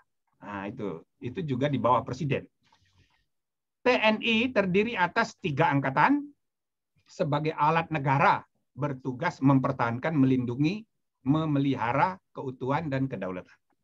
Polri sebagai alat negara yang menjaga keamanan dan ketertiban masyarakat, bertugas melindungi, mengayomi, melayani, serta menegakkan hukum. Nah, ini pembedaan antara TNI Polri, antara keluar sama ke dalam. Ini satu, pertahanan dan keamanan. Yang kedua, ada istilah alat negara.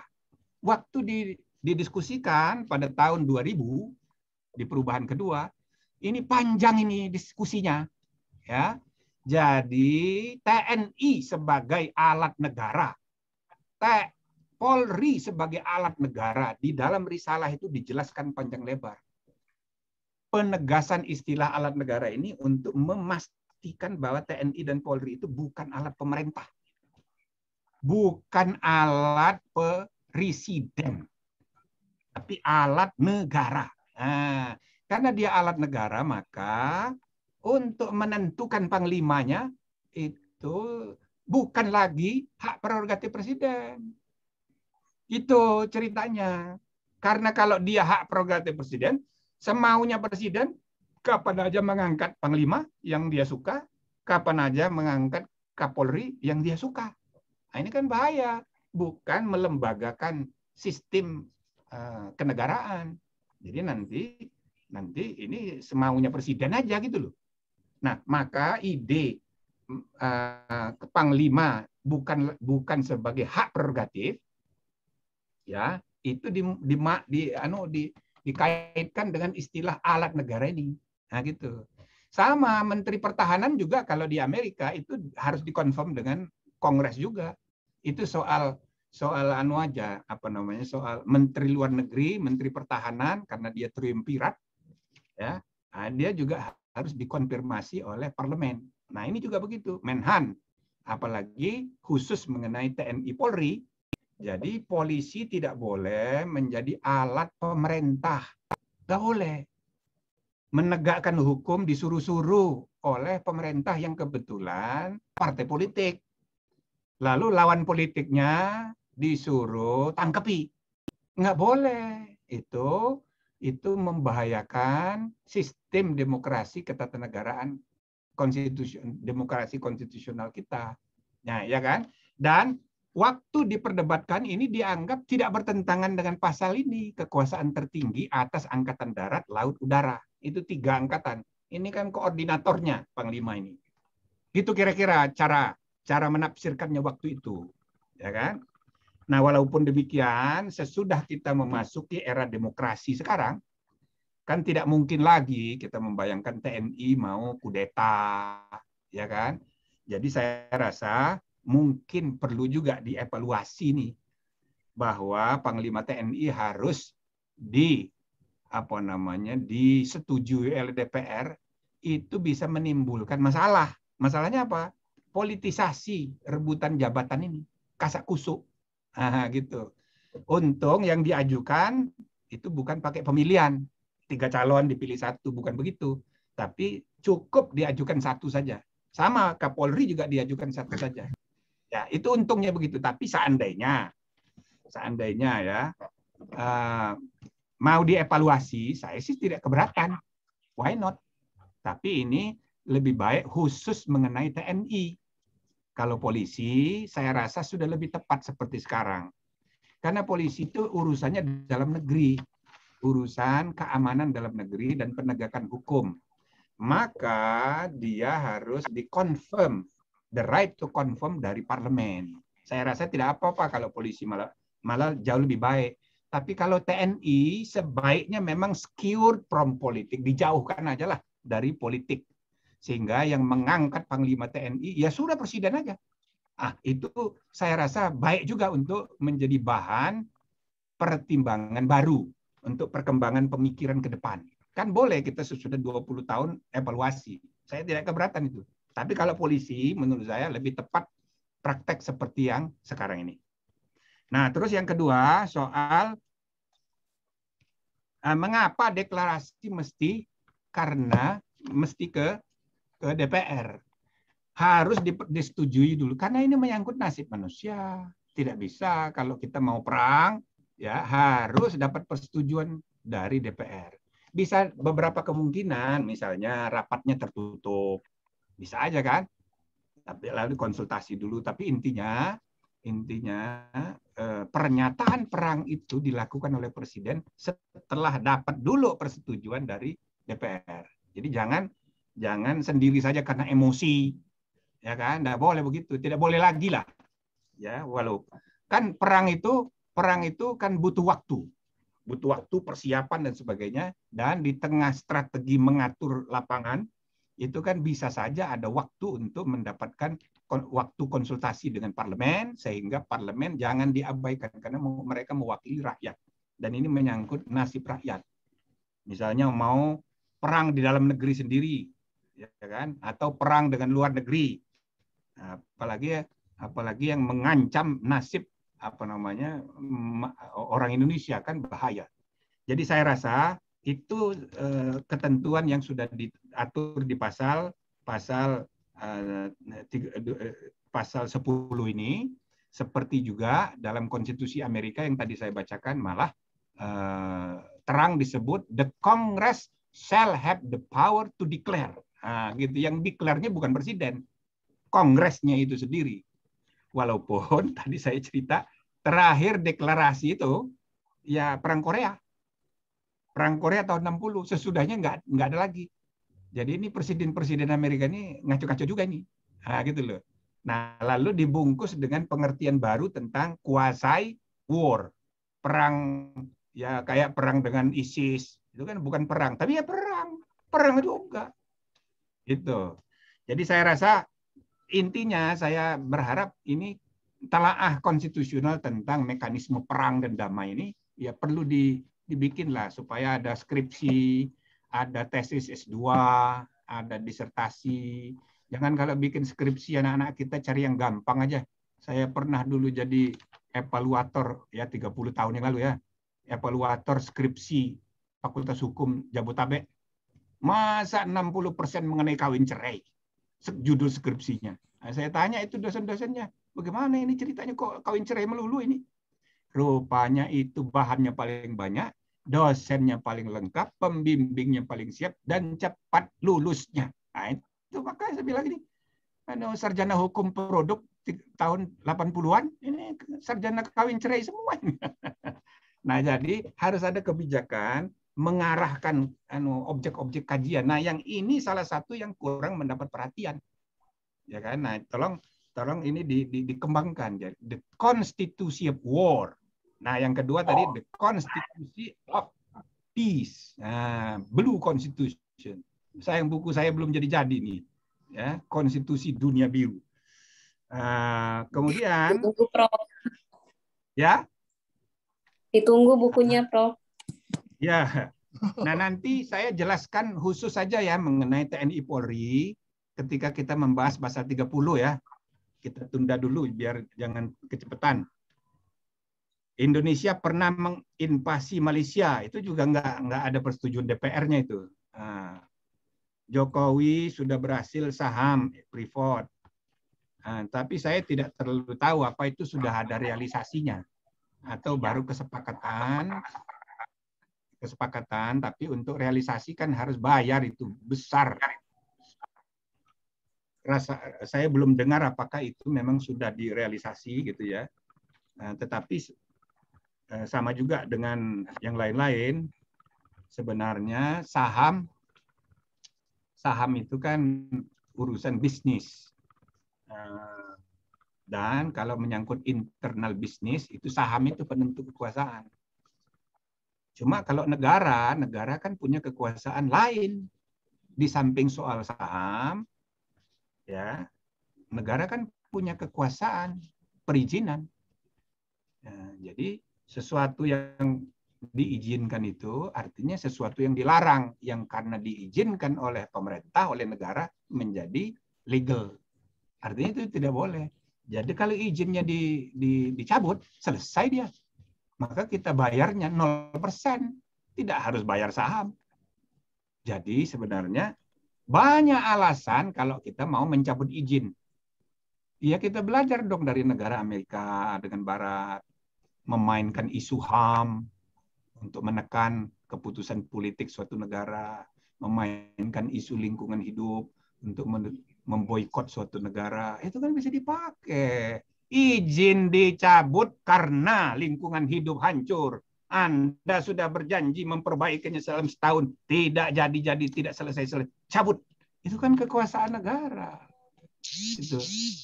Takut perang, ya itu makanya kita perlu banyak senjata. Jadi supaya tidak inferior. Nah, kalau misalnya kita punya GAD, nggak akan. Freeport itu kan swasta. Masa negara Amerika pemerintah resmi akan membela? Nggak sampai begitu. Walaupun iya juga dari segi diplomasi. Tapi Amerika itu butuh Indonesia. Jadi nggak usah terlalu takut juga. Ini kan permainan orang bisnis. Ya kan? Dicabut aja. Nggak usah main saham, mahal, harus dibayar. Oh, itu wilayah kita kok. Dan setelah dihitung misalnya, Anda bukan hanya sudah balik modal, maka Freeport itu adalah sudah menjadi tambang emas terbesar di seluruh dunia yang dipunyai oleh Freeport. Dia sudah untungnya itu beratus kali lipat sejak 20, 30, 40 tahun yang lalu. Maka udah cukuplah negosiasi, ya. Anda karena sudah terbukti melanggar HAM, hak-hak budaya masyarakat, melanggar lingkungan, maka sudah dikasih waktu 1 tahun, enggak, ya udah kami cabut. Nah, oke, terserah. Mau dibakar semuanya silahkan. Atau ya udah sayang dong pegawainya nanti ribut ininya, masa mau dibawa bekas-bekas bekas-bekas mesinnya, kan nggak bisa dibawa kemana-mana. Nah itu negosiasi, kita bayarin, murah itu, nggak terlalu mahal gitu. Tapi diancam dulu, kalau mau dibakar boleh, bakar aja gitu. Ya kayaknya semudah itu, tapi saya rasa why not? Kalau kita punya rasa berdaulat yang kuat, ya kan? Karena gitu. Bahkan kita juga bisa membuat aturan-aturan yang menyulitkan bagi dia dan dia terus melanggar-langgar Dan sekalian banyak langgaran itu jadi sebab untuk mencabut atau tidak memperpanjang. Ini kan bukan hanya mencabut, diperpanjang lagi. Nah, seandainya ada peluang untuk tidak memperpanjang, udah cukup. Itu sejak dari zaman berapa kali itu, ya kan? Jadi memang kita tidak siap dengan sikap. Nah, antara lain karena kita nggak punya guard. Nah, salah satunya karena militer kita ini nggak kuat senjatanya. Kita dapat hadiah nomor 1 di mana-mana itu kalau latihan tembak, akurasi, ya lumayan juga dah. Tapi bukannya perang karena teknologi perang sekarang udah canggih sekali. Nah, jadi saudara itu ya, ini soal sikap bernegara aja. Terus tentang hutang. Jadi begini, hutang ini terlalu diperpolitisir juga. Kalau dibandingkan semua negara punya utang, negara paling banyak utangnya ya Amerika Serikat itu. Nah, cuman utangnya itu bagaimana gitu loh? Apakah dipergunakan memang untuk hal-hal yang produktif? Data-data mengenai utang luar negeri Indonesia ini, saya percayalah kepada para pengamat yang ahlinya ya. Jadi katanya di zaman Pak Jokowi ini jumlah hutang itu paling besar dalam sejarah Indonesia. Ya masuk akal aja, ada pandemi dan sebagainya ini kan. Nah tapi kalau dibanding-banding gitu ya, banding-banding dengan negara-negara lain, urutan ranking banyak utang negara kita ini dibandingkan dengan jumlah penduduk, GDP, kalau mau objektif, ya enggak juga terlalu serius gitu loh. Kalau dihitung satu persatu, memang membahayakan ini sudah. Cuma kalau dilihat dengan semua negara yang ada, dan juga ukuran-ukuran standar internasional, tingkat bahayanya itu seperti apa, maka sebenarnya jumlah utang luar negeri kita ini, ya masih sedang-sedang gitu loh. Jadi jangan diperpolitisir seolah-olah harus turun ini Jokowi ini besok karena udah rusak ini negara. Utang benar dari segi internal dalam negeri yang benar paling banyak utangnya. Di zaman SBY sudah berkurang utangnya dengan sengaja gitu ya. Tapi yang mengerjakannya juga Sri Mulyani sama aja. Nah, tapi sekarang ini udah kedodorannya. Tapi kedodorannya dibanding-bandingin dengan yang lain, ya bagaimana itu? Nggak terlalu anu juga gitu loh. Jadi saya rasa ranking utang luar negeri kita itu masih di kelas menengah. Jadi kita sebagai negara dengan potensi dengan penduduk keempat terbesar atau nanti turun kelima kalau Pakistan tambah dengan potensi ekonomi terbesar kelima gitu. Masih menurut saya sih hitung-hitungannya wajar, tapi ya kita serahkanlah pada amatan para ekonom yang mengerti masalah ya. Cuma saya hanya membandingkan dengan berbagai negara saja yang nggak terlalu membuat kita harus putus asa gitu loh ya, walaupun sebaiknya ya dikurangi. Nah, ini memperkeruh suasana ini kebijakan yang jor-joran ngutang sana ngutang sini, apalagi ngutangnya infrastruktur lagi ya kan, lalu dari Cina lagi. Ini semakin memberi pembenaran ketakutan orang pada ketergantungan pada Cina ini. Nah gitu, walaupun ini ada diskusi sendiri nanti ya. Ya kita kan lagi diojok-ojok dari kiri kanan yang siap-siap mau perang ini. Nah jadi saudara-saudara itu jawaban saya ya secara umum. Saudara Miftah sudah sama pertanyaannya sama tadi mengenai kok pasal 10 ini seperti kekuasaan presiden direnggut ya kan oleh fit and proper test, tapi khusus untuk Panglima TNI istilahnya bukan fit and proper test, itu hanya persetujuan aja. Jadi diajukan satu nama ya, yes or no, dan sampai sekarang ini belum pernah ada yang tidak disetujui. Silakan, ada lagi? Prof, masih ada satu saya lihat, Mas Darno. Siapa? Darno bin Jumat. Silakan Mas Darno. Ya, baik, terima kasih. Bismillahirrahmanirrahim. Assalamualaikum warahmatullahi wabarakatuh. Perkenalkan, saya Darno bin Jumat, asal dari Maluku. Sekarang sedang melanjutkan studi di Pascasarjana Fakultas Hukum Universitas Muhammadiyah Jakarta. Melihat dan mencermati penjelasan yang sangat luar biasa dari Prof. Terima kasih sebelumnya. Adapun pertanyaan yang ingin saya tanyakan berkaitan dengan kajian pada hari ini terkait dengan pasal 10 Undang-Undang Dasar Negara Republik Indonesia tahun 1945 yang pada pokok bahasanya mengenai presiden memegang kekuasaan atas angkatan darat, angkatan laut, dan angkatan udara. Saya lebih ke studi kasus, Prof. Melihat dan mencermati beberapa akhir ini sangat mempublis sekali. Yang pertama pada kasus pembubaran atau penghentian Ormas Front Pembela Islam, lalu kemudian yang kedua kasus di Papua mengenai KKB, yaitu kurang lebih kelompok kriminal bersenjata. Melihat kebijakan dari pemerintah, saya agak sedikit bertanya terkait dengan kekuasaan presiden ini mengenai angkatan darat. Kenapa sampai pada saat pembubaran dan penghentian Ormas Front Pembela Islam itu TNI pun mengambil kebijakan dalam hal ini untuk menurunkan baleho spanduk daripada Ormas Front Pembela Islam? Apakah ini sudah tepat dari sisi hukum? Kemudian yang kedua, berkaitan dengan KKB di Papua, kasus KKB ini sangat mencuri perhatian publik sekali karena pemerintah juga mengambil kebijakan untuk menurunkan pasukan khusus, dalam hal ini prajurit TNI. Apakah ini sudah solusi untuk menyelesaikan persoalan di Papua mengenai KKB? Menurut pandangan Prof terkait dengan studi kasus 2 ini dari sisi hukum secara konstitusi maupun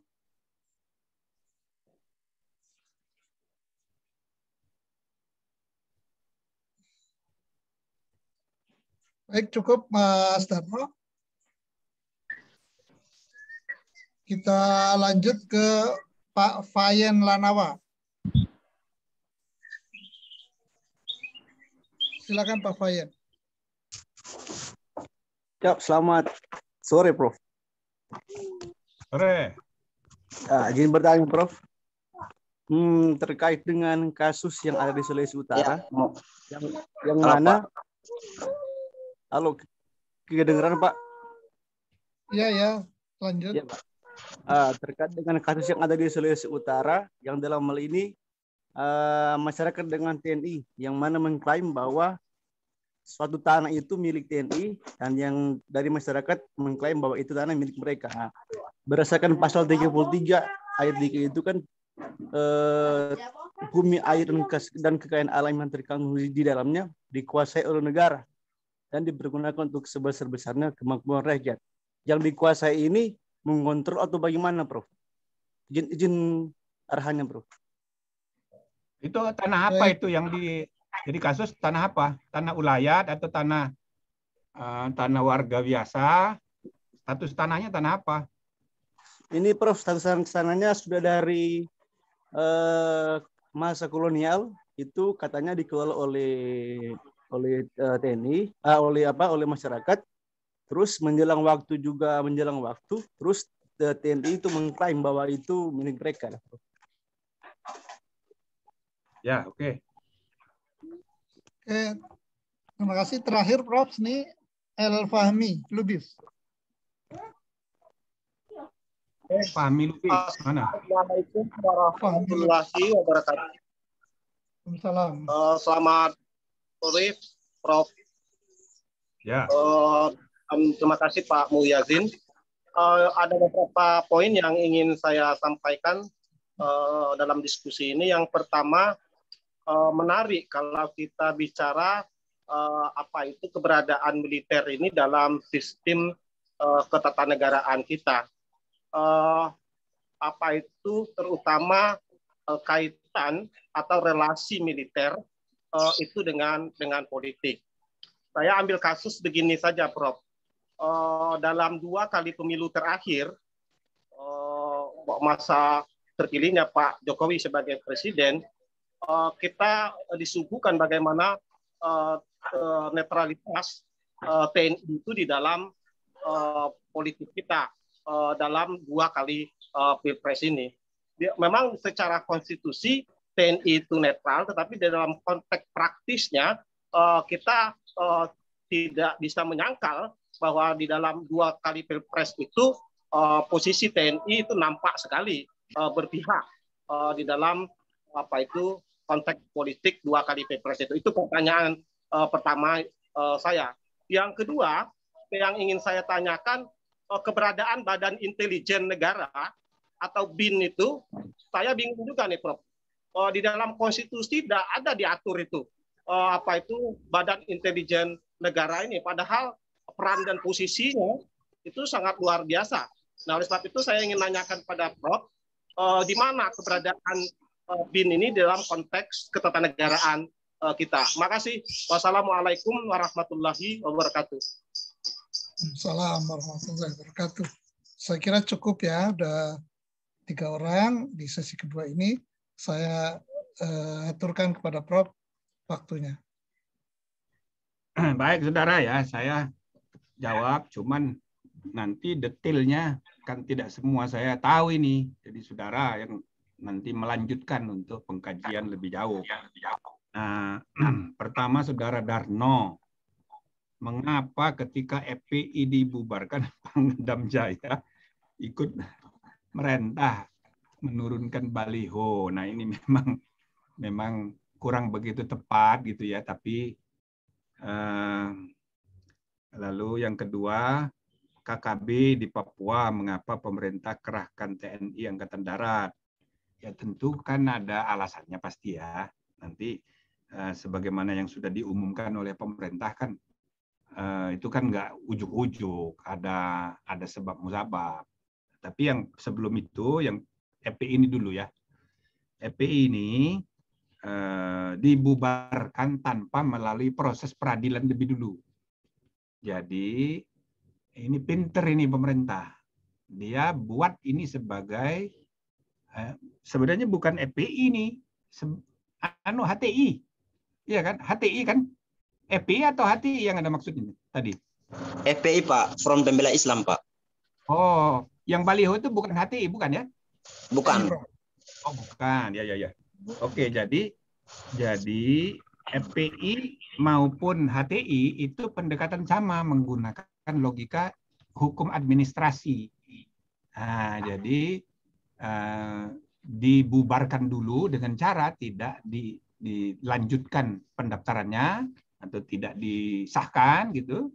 Sebenarnya bukan pengesahan, cuman hanya pendaftaran status badan hukum.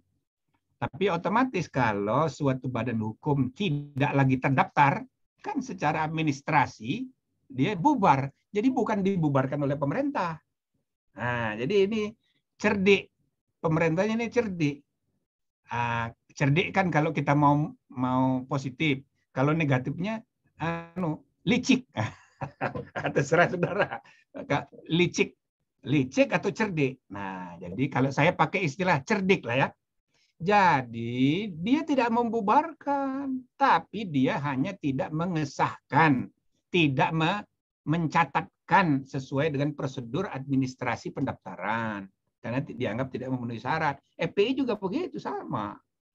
Nah, gitu. Jadi dia otomatis sesudah tidak terdaftar lagi, dia menjadi organisasi tidak terdaftar. Berarti dia tidak berbadan hukum. Kalau dia tidak berbadan hukum, maka dia tidak bisa jadi subjek dalam lalu lintas hukum. Misal, mau beli tanah, tidak boleh bikin sertifikat atas nama organisasi. Mau buat rekening di bank, tidak boleh atas nama organisasi kalau banknya menggunakan syarat badan hukum ya. Nah, jadi harus perorangan. Jadi nama orang, pengurusnya orang per orang. Nah, kan jadi perlakuan hukum jadi berubah terhadap status organisasi itu. Jadi kalau dalam pengertian biasa, ini kan sama dengan bubar gitu loh. Tapi kalau dikatakan dibubarkan, dilarang, sebenarnya enggak juga. Kan orang membuat organisasi bebas saja, cuma tidak berbadan hukum. Nah, praktisnya dia agak susah menghadapi lalu lintas hukum. Tapi sesuai dengan kemerdekaan berserikat, orang boleh aja berserikat asal tindakannya tidak melawan hukum. Gimana kalau dia misalnya tidak melawan hukum. Pertama, tidak melawan keputusan negara. Kedua, tidak melanggar aturan-aturan hukum. Ngaji terus, tapi masih pakai nama FPI. Ngaji terus, lah ya kan nggak apa-apa. Ya kan? Jadi bukan lagi misalnya mengorganisir kebencian kepada orang lain, lalu memusuhi kelompok lain. Nah, kebencian dan permusuhannya itu yang tindakan melanggar hukum. Status organisasinya, ya kan, sebagai klub, sebagai apa namanya itu arisan misalnya, itu kan sama aja. Kemerdekaan berorganisasi bagi seluruh rakyat Indonesia dijamin dalam pasal 28. Oh, nggak ada masalah. Cuma dia tidak boleh melanggar hukum. Nah, bukan berarti kalau dia badan hukum boleh melanggar hukum. Enggak juga. Tapi maksudnya dia terbatas statusnya sebagai subjek hukum gitu loh. Oleh ketiadaan status sebagai badan hukum itu. Nah, itulah sebenarnya FPI dan HTI itu, ya kan? Nah, kecuali kalau dia berubah nama, mengubah anggaran dasarnya, bikin baru, tapi orang-orangnya masih orang-orang itu, gitu. Apa boleh? Ya boleh. Kan orangnya kan tidak bersalah. Yang bersalah itu organisasinya.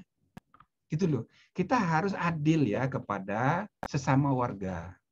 Jangan mantan anggota PKI kita musuhi. Jangan mantan anggota HTI kita anggap musuh negara. Jangan. Yang harus dimusuhi itu sikap dan tindakannya melawan hukum. Ya kalau dia tidak melanggar hukum kan nggak apa-apa. Sama dengan ex-PKI. Ya.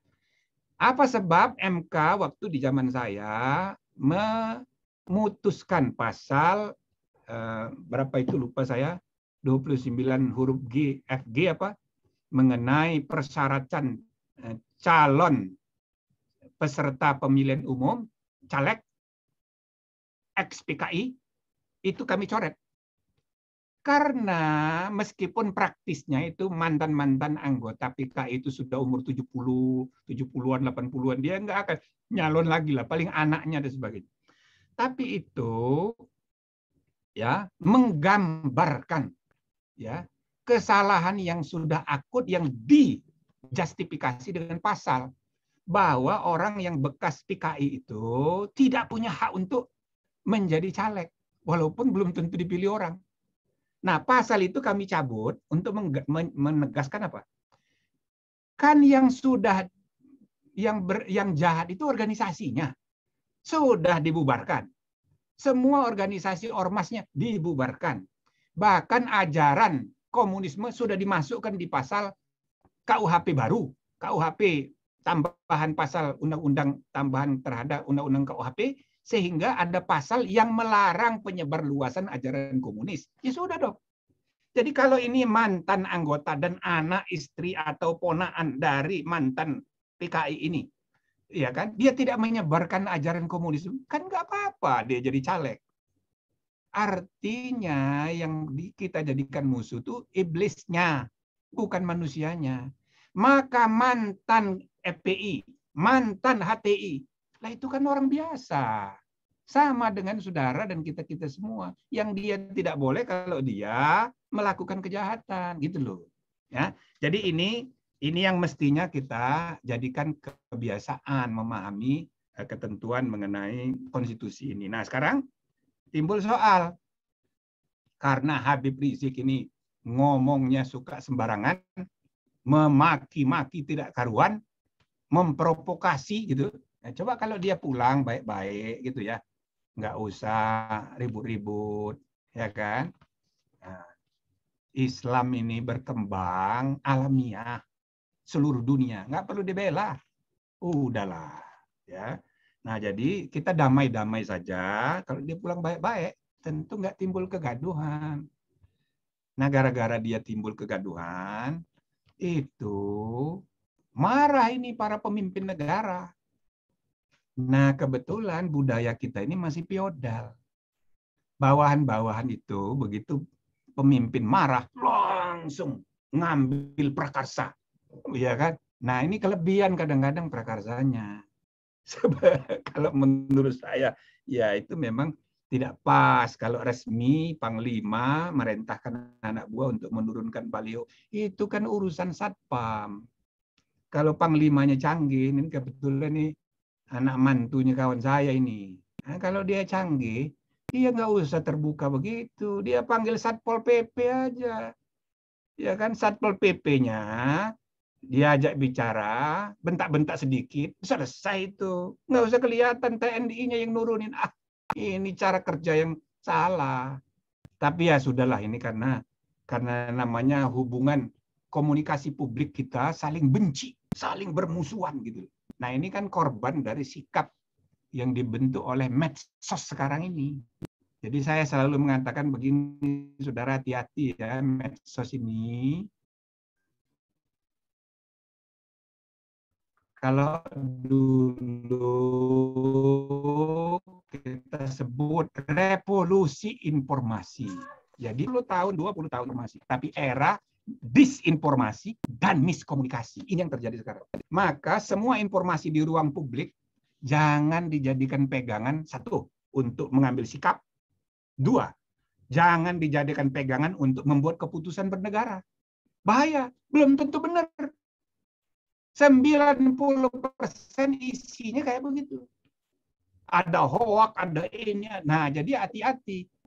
Itu satu. Yang kedua, jangan baper. Anda kalau jadi pejabat, jangan baper. Jangan baper. Kalau Anda baper, Anda akan jawab. Jadi orang ngomong ngeritik, harus dijawab. Itu namanya baper. Nggak usah baper. Orang yang nah, sebaliknya yang masyarakat biasa juga baper. Ini contoh ya. Orang anti Islam sekarang ini, anti gereja, anti Quran, anti Nabi Muhammad, tahu nggak? Banyak sekali dan berani-berani. Agamanya jelas-jelas tidak non-Muslim tapi berani ngantemin Nabi Muhammad. Nah, itu kan bikin panas semua orang. Nah, terus saya bilang, kamu jangan baper dong. Anda bayangkan jumlah umat Islam kan 97%. Orang Kristen, orang Hindu, orang Buddha, emangnya dia tidak mendengarkan caci maki orang Islam di medsos, ya, ceramah agama, ustadz menyinggung Nabi Isa, menyinggung Buddha segala macam. Itu semuanya di telinga orang non-Muslim, ejekan semua itu. Bayangkan 87% penduduk Indonesia ini ngejek yang 13%. Tapi yang 87% ini nggak ngerasa. Mereka itu juga marah, itu lagi marah. Karena baper semua. Nah, maka ruang publik kita ini, komunikasi publik kita, tahu nggak? Isinya ini sekarang kebencian, kemarahan, permusuhan. Makanya jangan dijadikan sumber informasi untuk bersikap. Anda jangan pernah mencintai orang kalau belum kawin, tertarik kepada orang gara-gara medsos. Janganlah. Jangan. Tapi juga jangan membenci orang gara-gara medsos. Semua pembenci dan pemuja sekarang ini irasional. Jadi para pemuja pemerintah, misalnya Pak Jokowi. Pak Jokowi itu korban dari pujaan. Jadi pemuja-pemuja dia itu irasional, tetapi para pembencinya dia juga irasional, kelebihan. Para pemuja ini makin irasional gara-gara melihat para pembenci Jokowi. Saking irasionalnya para pembenci, ini makin irasional juga. Sebaliknya sebelah sana, makin banyak yang memuja Pak Jokowi, makin banyak yang membenci dia sampai urat kaki. Nah, jadi orang yang dibenci dan orang yang dicintai, dipuja, itu korban aja. Bukan gara-gara dia hebat banget sehingga pantas dipuja-puji, bukan gara-gara dia jahat sekali sehingga pantas dicaci maki. Ya jadi korban aja. Apa kuncinya? Udah, nggak usah baper. Dan yang kedua, sebagai komunikan, sebaiknya ini saran saya ya, salah satu hadis Nabi, ini kan ngaji konstitusi ya, pakai hadis Nabi boleh dong ya. Man yu'minu billah wal yaumil akhir, barang siapa beriman pada Allah dan hari akhir, ada 3 cirinya.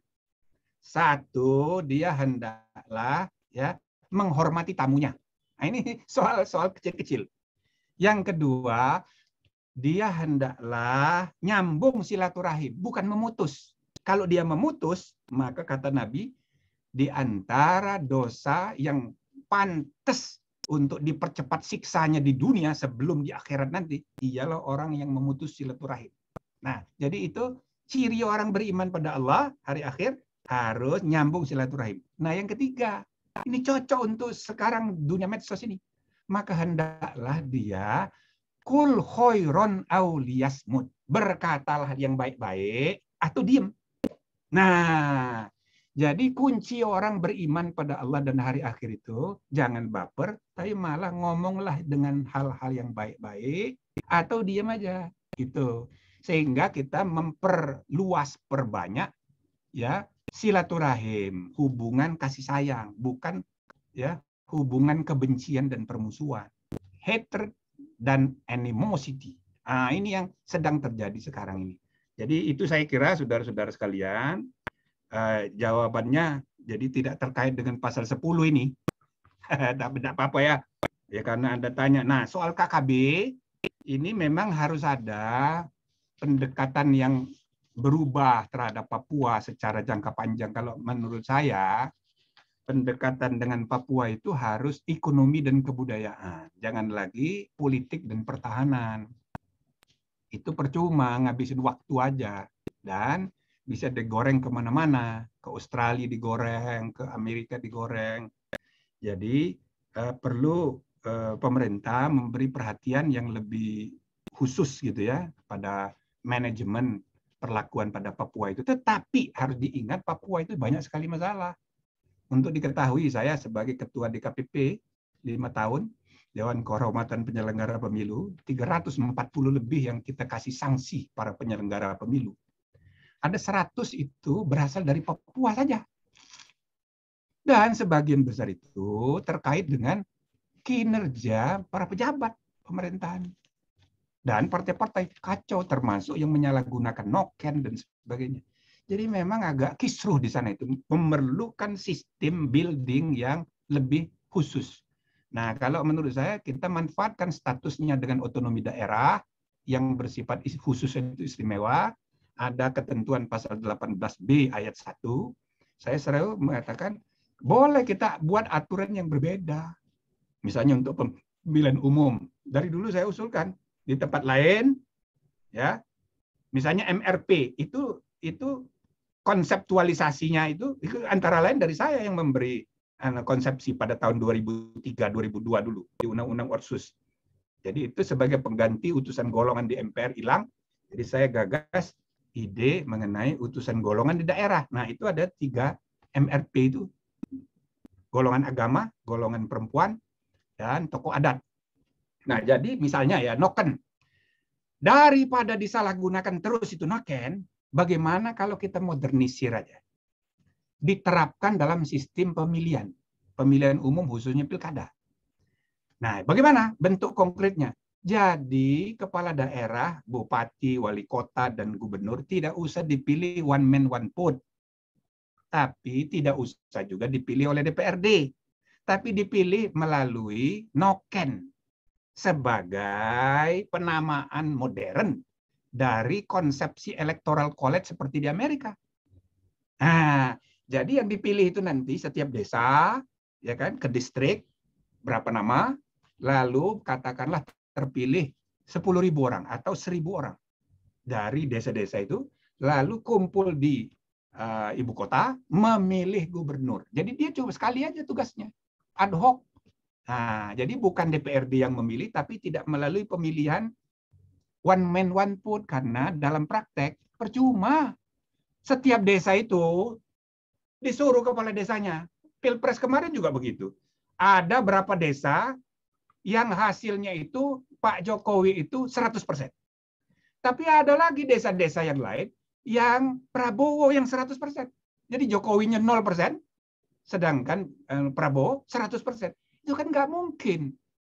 Ya selain dia dengan noken yang menusuk itu adalah satu orang namanya kepala desa, yang lain setuju semua.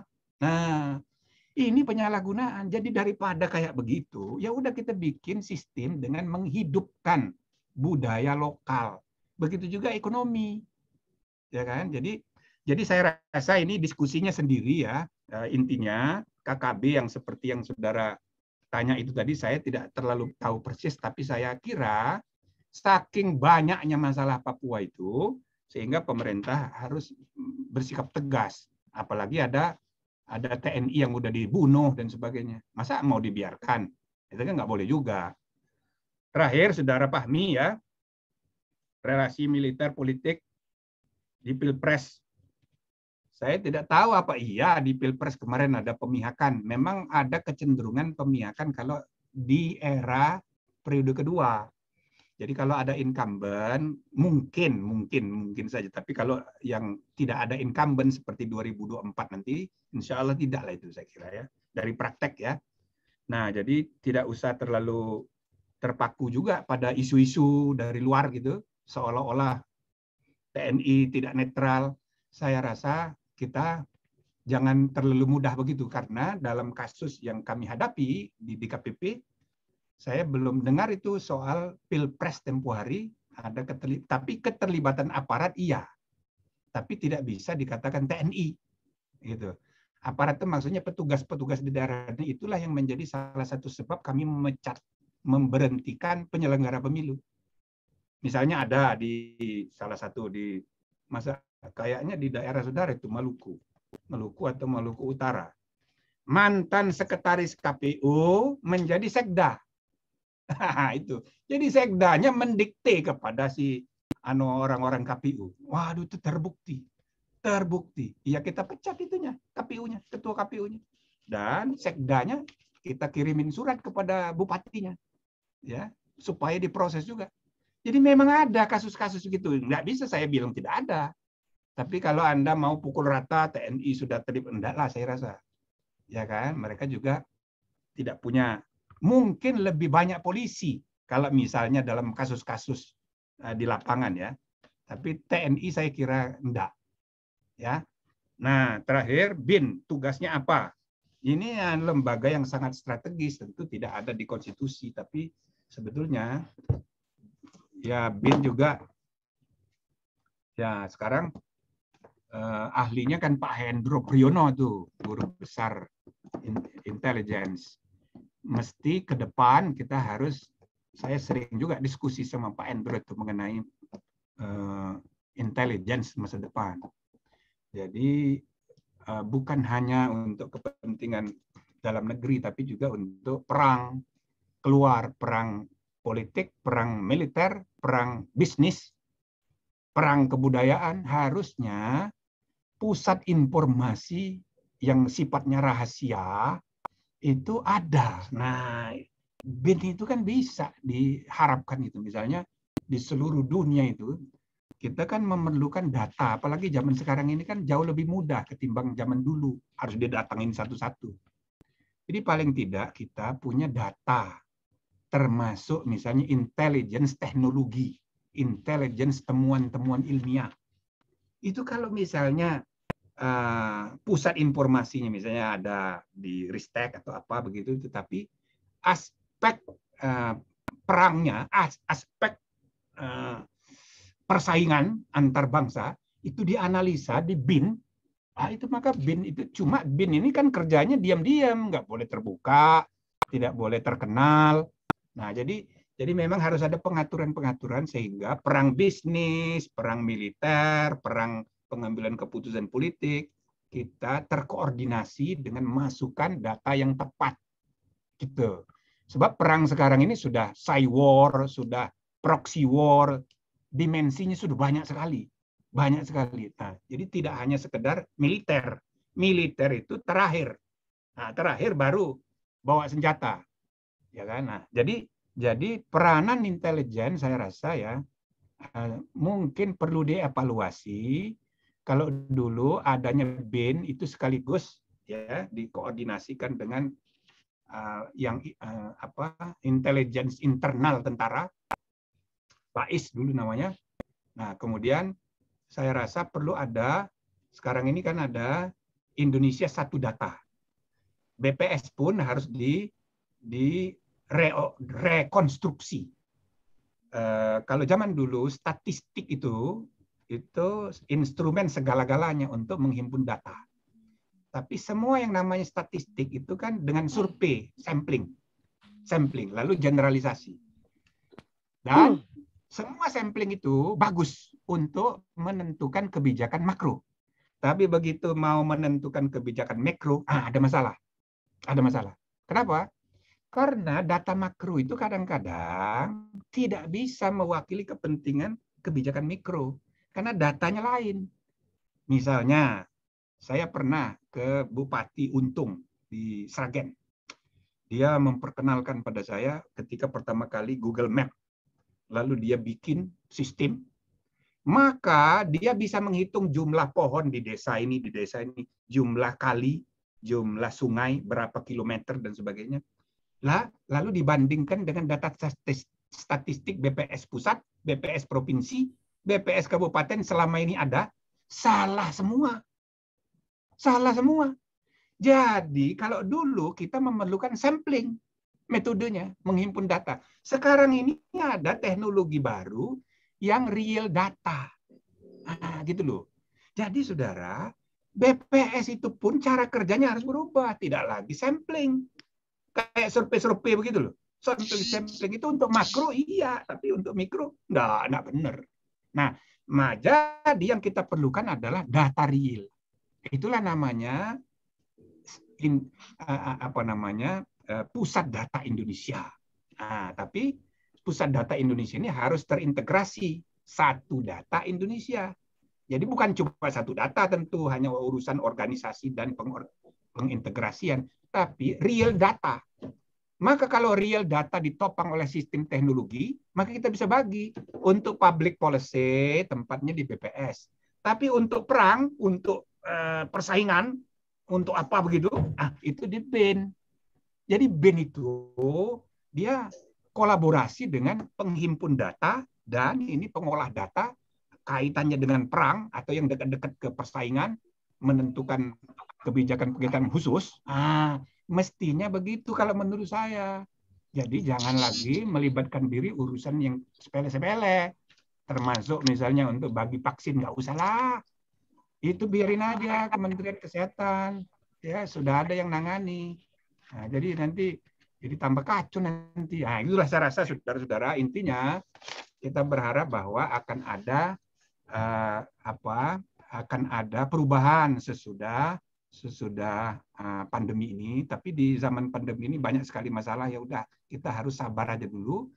Ya tentu banyak kekacauan karena inisiatif dan manajemennya juga agak kacau, aturannya juga agak kacau. Kita harus sabar dulu.